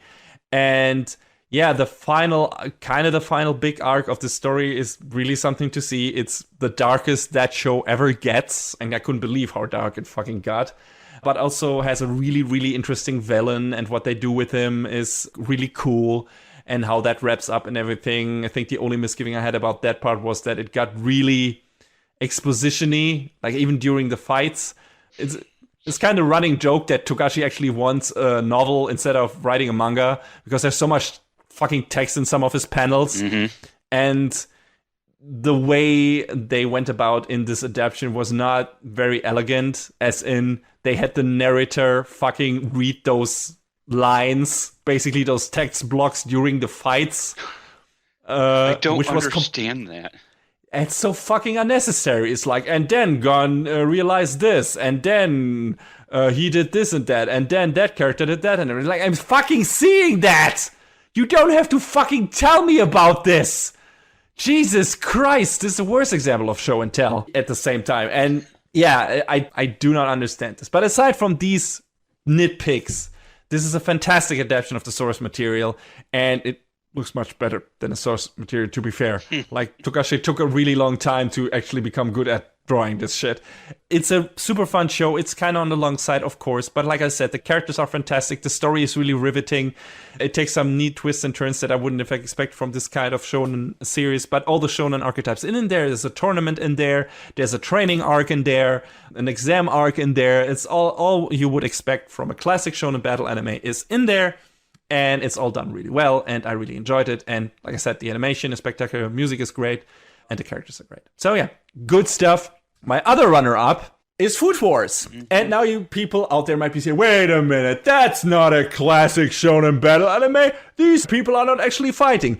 Well, then you either haven't watched the show, or you are an idiot, because this is a classic shonen battle anime through and through. The only thing is they're not fighting with their fists, they're fighting with their fucking cooking skills. But everything you would want from a good shonen battle anime is in there. Again, exam arc, training arc, tournaments en masse, villains, ridiculous villains are in there as well. Crazy superpowers are in there as well. Like, everything you would want from a good shonen battle anime is in there. You know, with a bit of edgy stuff on the side, you know, for nourishment and everything. And it's really cool. It's everything, like I said, you would want from a classic shonen battle anime, but puts a nice twist on it by making it about food. By making it about preparing food and making the clothes fly off people's bodies because the food is so fucking delicious. And that's a nice twist to the formula, and I appreciated Food Wars for this the entire time I watched it. Still need to catch up because we have to review the new season now, I think, if I'm not mistaken. Yes, I'm still behind. I really like Food Wars. I think it's a fantastic twist on the formula, but also at the same time has everything you would want from that genre and does it really well. Fantastic characters, really funny. Soma is a great main protagonist, really sympathetic, a bit snarky on the side, but also not an idiot, and really cool and really good at what he does. Not perfect, but really entertaining, and all the side characters are fun too. Each of them kind of get their little arc, and they get brought up again later in the show to come back, and support and everything, and it's really cool. Like, that show doesn't really forget about a lot of its cast. Some maybe get their short moment in the spotlight and then they're put on the sidelines, but most of them just get a moment later on again. And I always like when shonen shows do that and not completely forgot about their lesser characters, which Dragon Ball, for example, did for a long time, but then they brought all the minor characters back for the Tournament of Power and everything, and that was also fucking great. So, yeah, I love it when shows do that. Food Wars does that constantly, and also, like I said, puts a nice spin on a formula, which I really appreciated it for. But when I say favorite classic shonen thing that does everything I want from that kind of genre the most perfect way I can imagine, I gotta go with My Hero Academia. Yes, we have talked so much about it already, and I regret not having chosen season 3 as my best of the season candidate when I had the chance, considering season 4 was a bit on the weaker side. But regardless, I enjoyed almost everything about these past 4 seasons of My Hero Academia. In my opinion, it does all the classic shonen tropes to perfection, even subverts some of them, but mainly just does everything you would expect out of a great shonen battle series as good as possible. And with a theme that is just totally up my alley. I just love superheroes. I can't help it. I'm sorry. I am a fucking mainstream piece of shit at this point, with Marvel being the big thing, but come on. I fell in love with it before it was hip, so there you go. You liked it before it was cool. Yeah, before it permeated everything of pop culture. So, yeah, lovable heroes with fun, quirky powers, intimidating villains, an amazing soundtrack by Yuki Hayashi, which you have mentioned before, John, but who also, aside from this and the other show we mentioned, he also did the music for Haikyuu. And his soundtracks are fucking great. And it's perfect for My Hero Academia because he does these riveting tracks in combination of rock and orchestra score that just fucking get you pumped up and just lend themselves to heroic themes. And this show is full of that. And it works. It works well for All Might. It works well for Deku. It works for all the other characters when they get to shine. And probably has one of my most favorite musical stings in all of anime, and that is when Bakugo fucking in the big escape scene in season 3 just fucking blasts off into the sky to grab the hand of his friend Kirishima, and when that music hits, again, it fucking hits. So just Yuki Hayashi is so fucking good at this, and he is in Haikyuu as well. And yeah, I love those soundtracks to bit. He's my favorite anime composer next to Hiroyuki Sawano. And yeah, it's really good stuff. And of course, stellar animation by Bones, with a bunch of Sakuga blowout scenes. And just some really good emotional beats for the characters, like the journey of Deku is really great.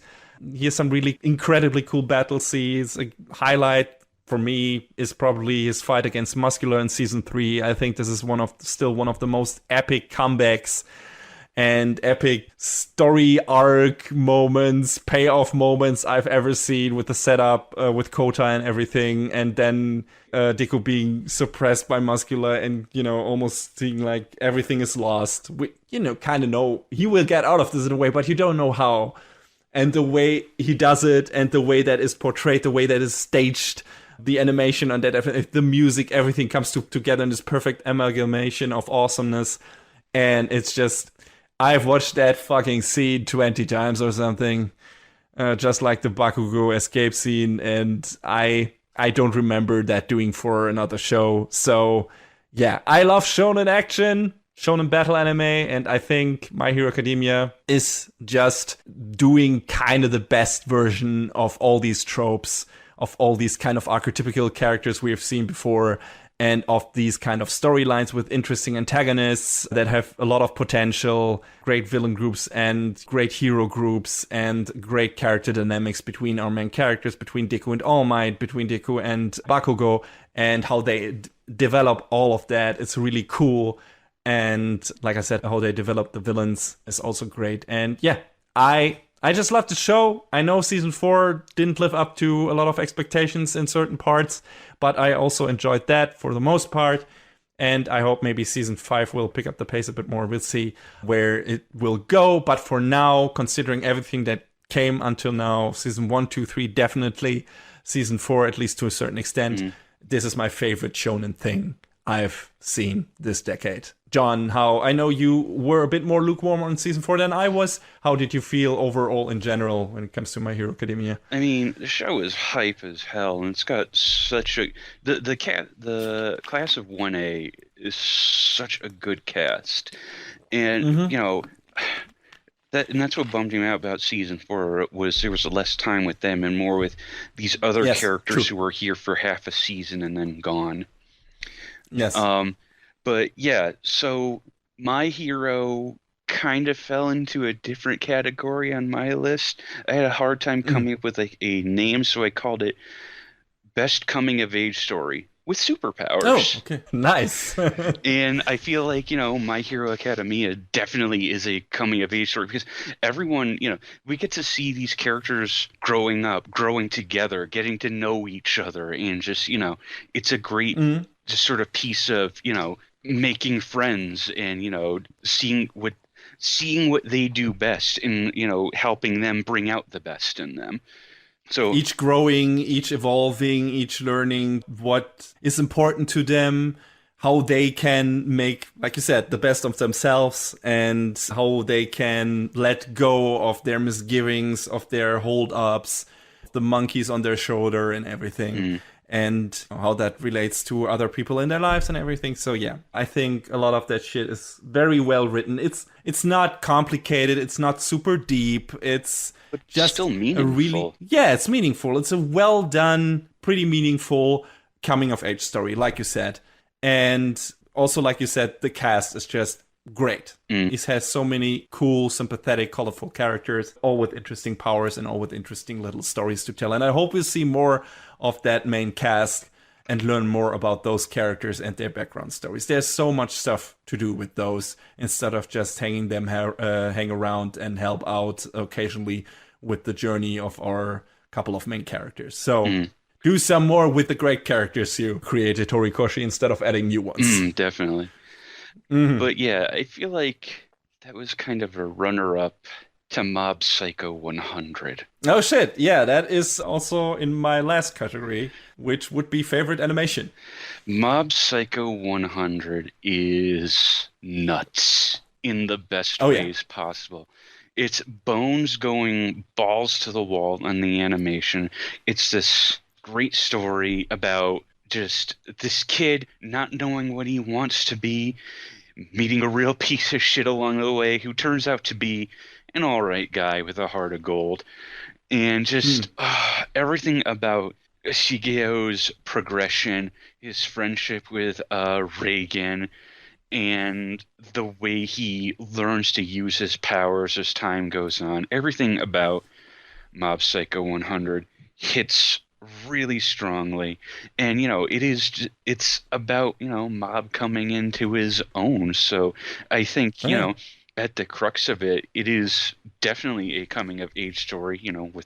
With the psychic powers on the side, no big deal, whatever. But man, when this show hit, it was definitely something weird and special, and especially, knowing that it came out of the same head that One Punch Man came out of. And I think One Punch Man is great, don't get me wrong, but this is the youthful, hopeful, tomorrow's gonna be better to One Punch Man's jaded, it's just another day sort of story where Yeah. Saitama is just sort of dragging along, trying to find that one fight that'll reignite his heart. And I feel like there's something more meaningful and more poignant.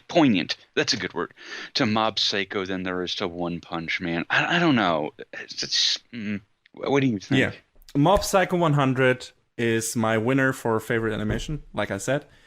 And the runner-ups for this were One Punch Man and Demon Slayer. Mm. So it's funny that both One Punch Man and Mob Psycho 100 would be in the same category, but it works. Yeah, but these other two shows also great animation, great fight choreography and everything. But yeah, let's first talk about what you said about the story and the coming of age aspect of it, and then go over to the animation.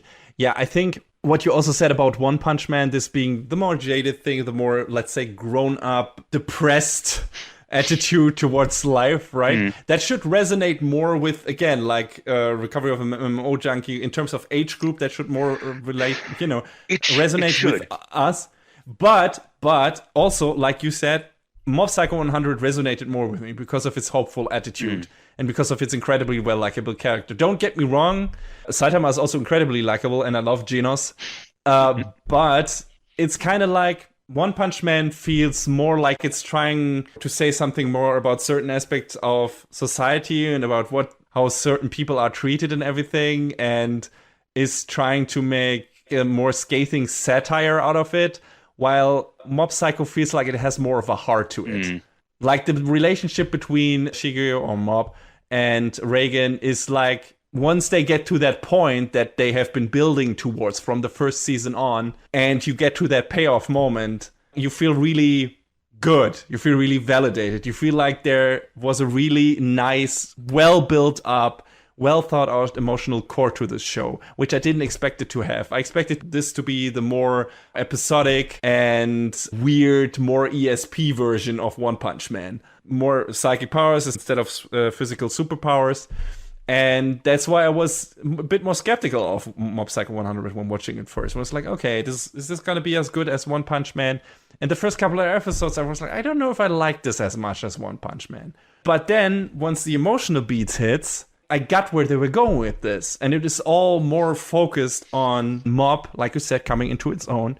And not only Mob, it's a lot of people around him. It's Ritsu, his brother. He has to learn stuff about himself and becoming someone else, not abusing his power and everything. And of course, Reagan, who is also a grown-up at this point, but who also kind of has still a lot of growing up to do. So for him, it's also a coming-of-age story. And these both coming-of-age stories running parallel to each other, and these two characters evolving with each other, against each other, and learning from each other, then in later parts of the story clashing with each other for several reasons, and then finally coming to an understanding, to mutual respect and understanding, and a real, let's say, eye-level relationship.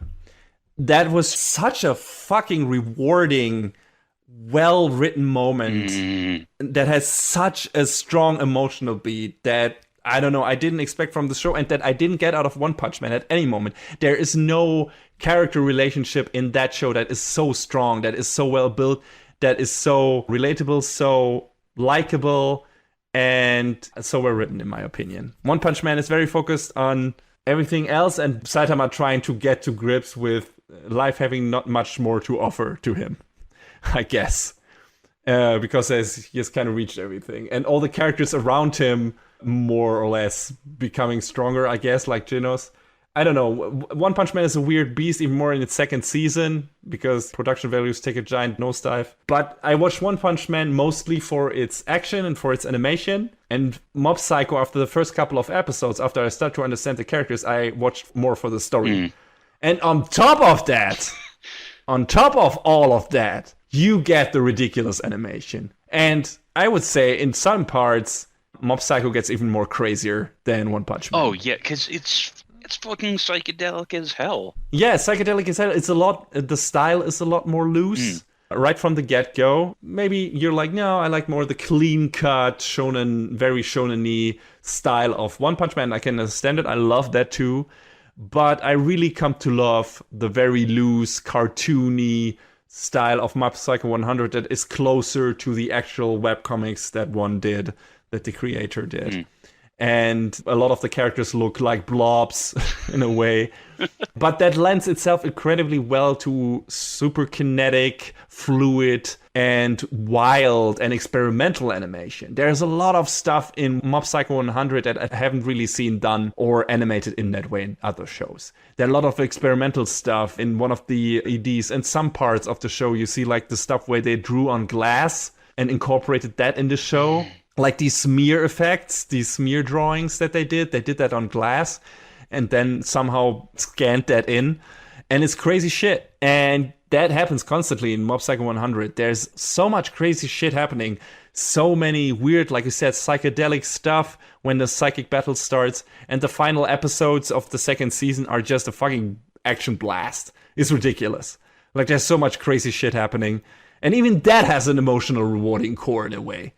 And you relating to Mob's story.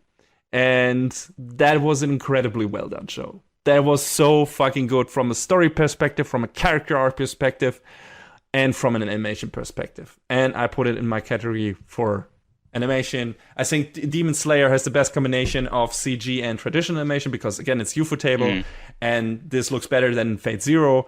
They got so much good shit, like the fight scene. Some of the fight scenes are fucking stellar. Like I said, One Punch Man has these incredible battles and these really cool designs, very clean cut, very sharp. And on the opposite spectrum of that is Mob Psycho 100, that is also super well animated, but has these really loose forms. And over time, I liked that more because it gave me more different things to see. Didn't have as many clear-cut effect fireworks as One Punch Man did, and cool action choreography. But it had just these fucking weird and wild backgrounds and these weird shapes flying around everything, scenery transforming into shit. There was so much wild things to see that I've never seen animated before, never seen an anime before, period. And add to that a really funny story, really funny characters, really well-written characters, a really good emotional core with Mob and Reagan.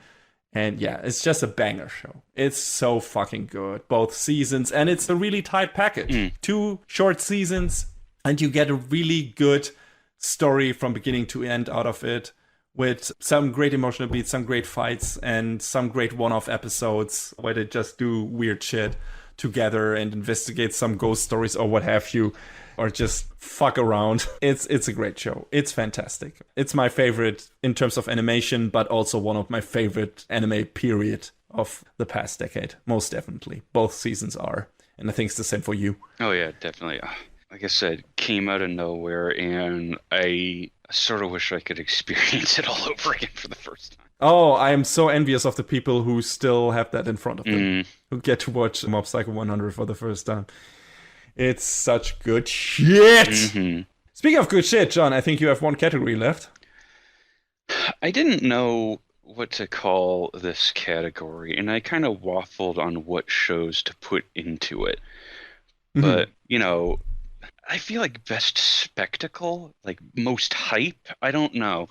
Because most hype. I like most hype. Because there's a lot of shows out there with some... Favorite most hype show. There's a lot of shows out there with really exciting, big moments. Like, we talked about, you know, Mob Psycho, My Hero, JoJo's, Dragon Ball. All those are great. But I guess it's also worth talking about other shows that don't really fall into those categories as well. Because part of me kind of wanted this category to also be like best underdog or most overlooked or possibly most overlooked, because there were shows like 91 Days that I don't think anyone talks about, which was a really great gangster story. Oh, super. How many anime do you know about not Yakuza but the Mafia? And it was just really good shit. It was just really great revenge story, and you know, the production values weren't always there like most of the time, but But the 2 main characters were great. Yeah, what drove the 2 main characters was so fucking good, man, and I loved that so much. I guess I'm just going to throw a whole bunch of shows out there before I get to my number 1 then. Sure. Because we talked about Princess Principal, which was like a sort of weird corner of the action genre, which, but it had this like spy angle to it, and there Hmm. was constantly these things that, you didn't really know about the characters, and it made them feel a bit more multi-dimensional, and it was just really cool, like steampunk royal spy fiction sort of angle to it. It was great. I Hmm. loved that show a lot. Really enjoyable cast of characters. Great OP. Um, Gundam Build Fighters is so good, even though it's just a show about kids building toys, but it has these like awesome moments interspersed, and like the big last battle with the hologram of Abawa Ku suddenly like bleeding into the real world, and it's like, oh shit, you're not fighting your battle in the game anymore. It was really cool. I don't know, there was something about that that just got me super amped up, and I was like, this is fucking awesome. And they just couldn't really follow it up after that. Build Fighters Try still had some good moments, but Build Divers and Re-Rise are sort of like, eh. Hmm. Build Fighters was definitely. It sucks because it was the first and the peak. I don't know if this was anywhere on your list, but I feel like it's worth mentioning Recreators as well. Yes, I mean, we picked that for best of the season, or I did, at least. I don't know if we both did. I think we both I did. don't remember. And I love that show. I just couldn't really fit it anywhere in here. And I was like, okay, well, then I just dropped it by the wayside. It got one best of the season award anyway. So I mean, I love the story of it. I love the characters. I love what it did in terms of, hey, what if the character archetypes from all your favorite anime became real, and how would they interact with the real world? I thought it was an incredibly fun thought experiment to do in anime form. And, the way they actually entertain those thoughts, and what media means, and what actually owning a character, creating a character, being a god to that character basically Yeah. means. Like the whole conversation that resulted from that, and the whole thought experiment that resulted from that, was super interesting. You're right. It's one of the shows that should have been on here somewhere. I don't know. I didn't have best story or best out there concept or something like that. Otherwise, I would have put it in here. But yeah, it definitely deserves a space in some best of the decade list, in my opinion. And I think the only way I was okay with not putting it somewhere on here was like, well, it's in our fucking best of the season list somewhere. So at least in that it got its recognition. But yeah, you're right. It was pretty overlooked, and it was written by the dude who also wrote Black Lagoon, which is one of my favorite anime series of all time. And yeah, it shows. I really enjoyed that show. The animation wasn't always up to par. I mean, Studio Trucker did the best they could, but it didn't always work out. But yeah, the final battle was super climactic, and I liked the way they wrapped that up with that character and the story of her maker and everything. And yeah, it was a really cool show. Definitely. Recreators, yeah, definitely an underdog and an overlooked one. By me as well, apparently. So good. I feel like just not enough people watched that. So Yeah, it was on Prime, so yeah, on well, Amazon. that's true. So, I yeah. think that was back in the days of anime strike, and then it suddenly evaporated overnight. Oh yeah. Mm-hmm. But if I had to pick a hype ass show with big spectacle, and it had a small start, and I don't think anyone expected it to get to where it did. Mm-hmm. Come on, come on! It's Symphogear. Of course It's it gotta is. be. It's gotta fucking be. Oh my god! This was the little show that could, man. I remember the first season airing, and I was like, oh, this looks neat. Back before it was ever licensed, I was like, I'll download it and watch it some other time. And then 2 years later, in 2014, it got a sequel called Symphogear G. And I was like, Mm. oh, I guess maybe I should watch this now. Oh my God, why didn't I watch this 2 years ago? And I was in. I was instantly in. Every girl is best girl in that show. Like, Yeah, that's like, true, kinda. don't get it twisted. If you call one of the girls in that show best girl, there's so many valid reasons. The music in that show, Music is fucking fantastic. I love every one of the battle hymns. The insert songs, the OPs, the EDs, everything, every music in that series is great. Even the fucking Buff Stroganoff song. Amazing. Noriyasu Agematsu and the crew at Element's Garden were just like, yeah, we're just gonna go. Mm-hmm. And they went and did it so hard. And my God, not only the vocal themes, but like, the score of the show as well. It's so good. The show, as we mentioned, was mostly scripted and composed by one Akifume Kaneko, whose other big claim to fame is the Wild Arms series of games. And the influence from that bleeds through too. So if you love Wild Arms, you have the weirdest anime crossover of fan bases you've ever seen. But every time, the escalation with each season, I guess barring the fourth season, because I think we both agree that was kind of not the highest point. It was mostly a setup for the final season. Yeah. But the escalation as it went along, it just kept getting bigger and more exciting and crazier.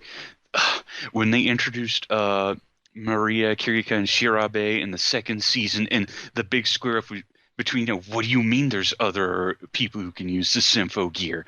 And they have their big knockdown drag-out fight. And then Carol and the Alchemists and GX is so good. It's probably still... I mean, have we talked about what our favorite season is after finishing, the series? After finishing reviewing XV? I don't think we have. I think so. So which season is your favorite Symphogear season? Oh, no. Kill your babies, John. No.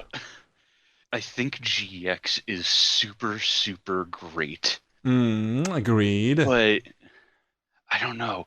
Something about G was really good.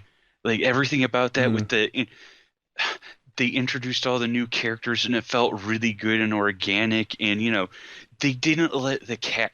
This show is really good on the cast for it because they didn't overbloat it.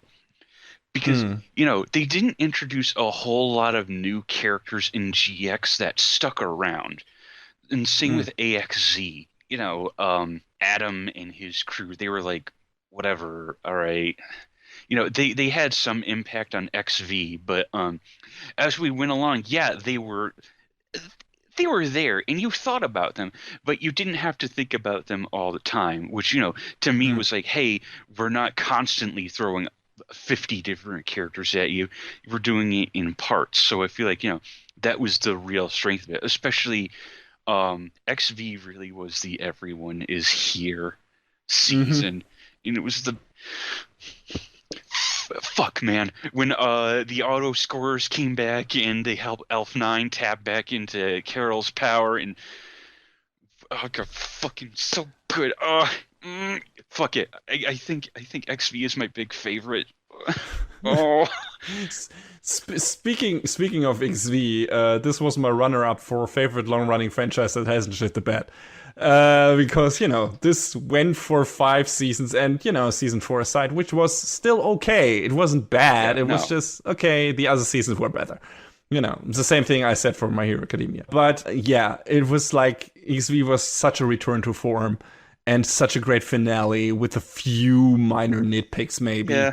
But, it's like, if this is the end of Symphogear, this is like a great run. This is a franchise that went for 5 fucking seasons, which nobody would have expected after the first one, really. That was a really good season, but, it was like, hey, this is a really cool one-off thing. And then got bigger and bigger and crazier and crazier and crazier and more superpowers and wilder fucking transformations that got crazier and crazier and more well animated. And holy shit, have you seen the transformation animations in fucking Symphogear XV?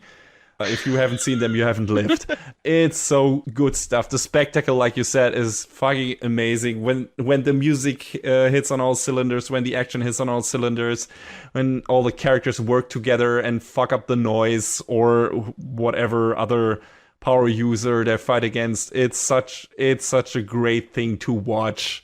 And it's so fun, and the characters are fun and funny. Not all of them have like the most interesting arcs.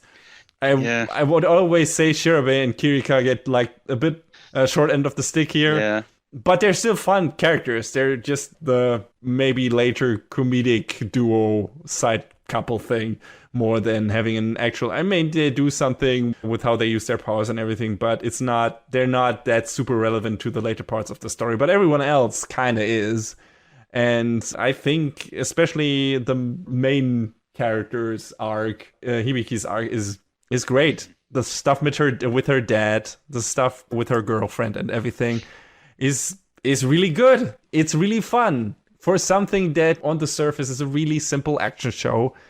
It's just super enjoyable, and there's some more to it than you would think if we watch it like the first couple of episodes. So yeah, and I love the combination of music and action, and if it's really well timed together, and this hit all the right buttons for me for that kind of particular niche preference. Especially when the characters fucking yell out their super move while singing and shit like that. And it's so good. It's so much fun. If you don't like that shit, if you don't like those aspects maybe of Macross or anything, you don't like musical styled shows in a way, then I'm sorry, that show might not be for you, but also you're missing out. Yeah. It's just a good time. Symphogear is a good time and a hype time. And it's fun from beginning to end, even if one season is not as good as the others. But season 1, 2, 3 get better and better. Then we have a small dip, and then we get a great finish with XV, and it's super fun. I had a good time with pretty much every episode of Symphogear I watched. And there aren't that many other shows that are just action shows in a way that I can say that about. And the pacing was great in each season, and it didn't drag, and none of the characters got on my nerves, and it was just fun. It's just a fun show. A really great fun anime. I still can't believe there's actually going to be Blu-rays released outside of Japan for this show. We finally did it, John. We did it. I want to believe we are the ones who did We that. did it, fam. Us. We Yes. did it. We convinced Discotheque to do this. But yeah, Symphogear is just, it was something that, figured it'd be a one-off, and then, they had Nana Mizuki in the cast, and she was like, let's do it again. No, let's keep doing it. Let's do it again and again and again. But I remember Kaneko and Agematsu saying that they went into every single season like, yeah, this is the last season. So now that we have hit Give it your all. now that we have finally hit Symphogear's logical end, I guess that's it. I mean, I would like if maybe someday they go back and maybe just like make a one-off movie, or if we get Oh god. or if we get a Don't even game that's not a mobile game, I would be super happy about I that. would kill for a Symphogear movie. I want to see that kind of action, that kind of bullshit happening on screen with a movie budget. Fuck yeah, dude. Oh, fucking holy shit. I would lose my fucking mind being able to watch that. Especially consider, hey, maybe on the big screen even someday. Oh, Whoa. I want that so badly. I want that too. But for now, 5 great seasons, or let's say 4 great seasons and 1 decent season of anime need to suffice for that series, I guess. And that's very well good enough. It had a great run. Oh yeah, it did. It didn't shit the bed. Yeah. Not at all. All right. I guess that's it for our favorite anime from different categories for the past decade. That is the definitive list of best shows. You can take, all those other Anitubers. Get out of here. Yeah, that's true. I don't think I could actually say that to Arcada, Giga, or Jephthu's faces. I would. Oh. I mean, the fans would kill me, but, what do I care? Anyway, these are our highlights from the past decade, and we are in the new one, and there's a bunch of new anime coming out right now because fall season just started up. There's a bunch of promising new premieres coming up, so we're going to talk about those in the next episode, our next regular episode. This was kind of a special thing because it was our 100th episode. Again, woo! Yes! And so we're going to continue next episode in 2 weeks probably with the sneak peek for fall season. and our first review from summer. So look forward to that, and we'll see you then. So.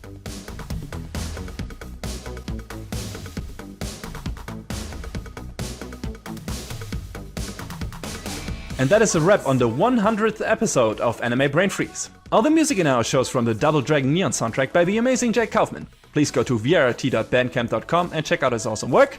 Our show is available on most of the popular podcast services, but it's always worth visiting animebrainfreeze.com for our review index and more. Leave us comments and questions on YouTube, follow us on Twitter at AnyBrainFreeze, or send an email to animebrainfreeze@gmail.com. We would love to read your feedback. Thanks for tuning in, we hope you had a good time, and please join us again on our next episode. Macht's gut! Take care, everybody. Next time on Anime Brain Freeze. Fists will fly, kicks will be thrown. As the gods descend to the ring.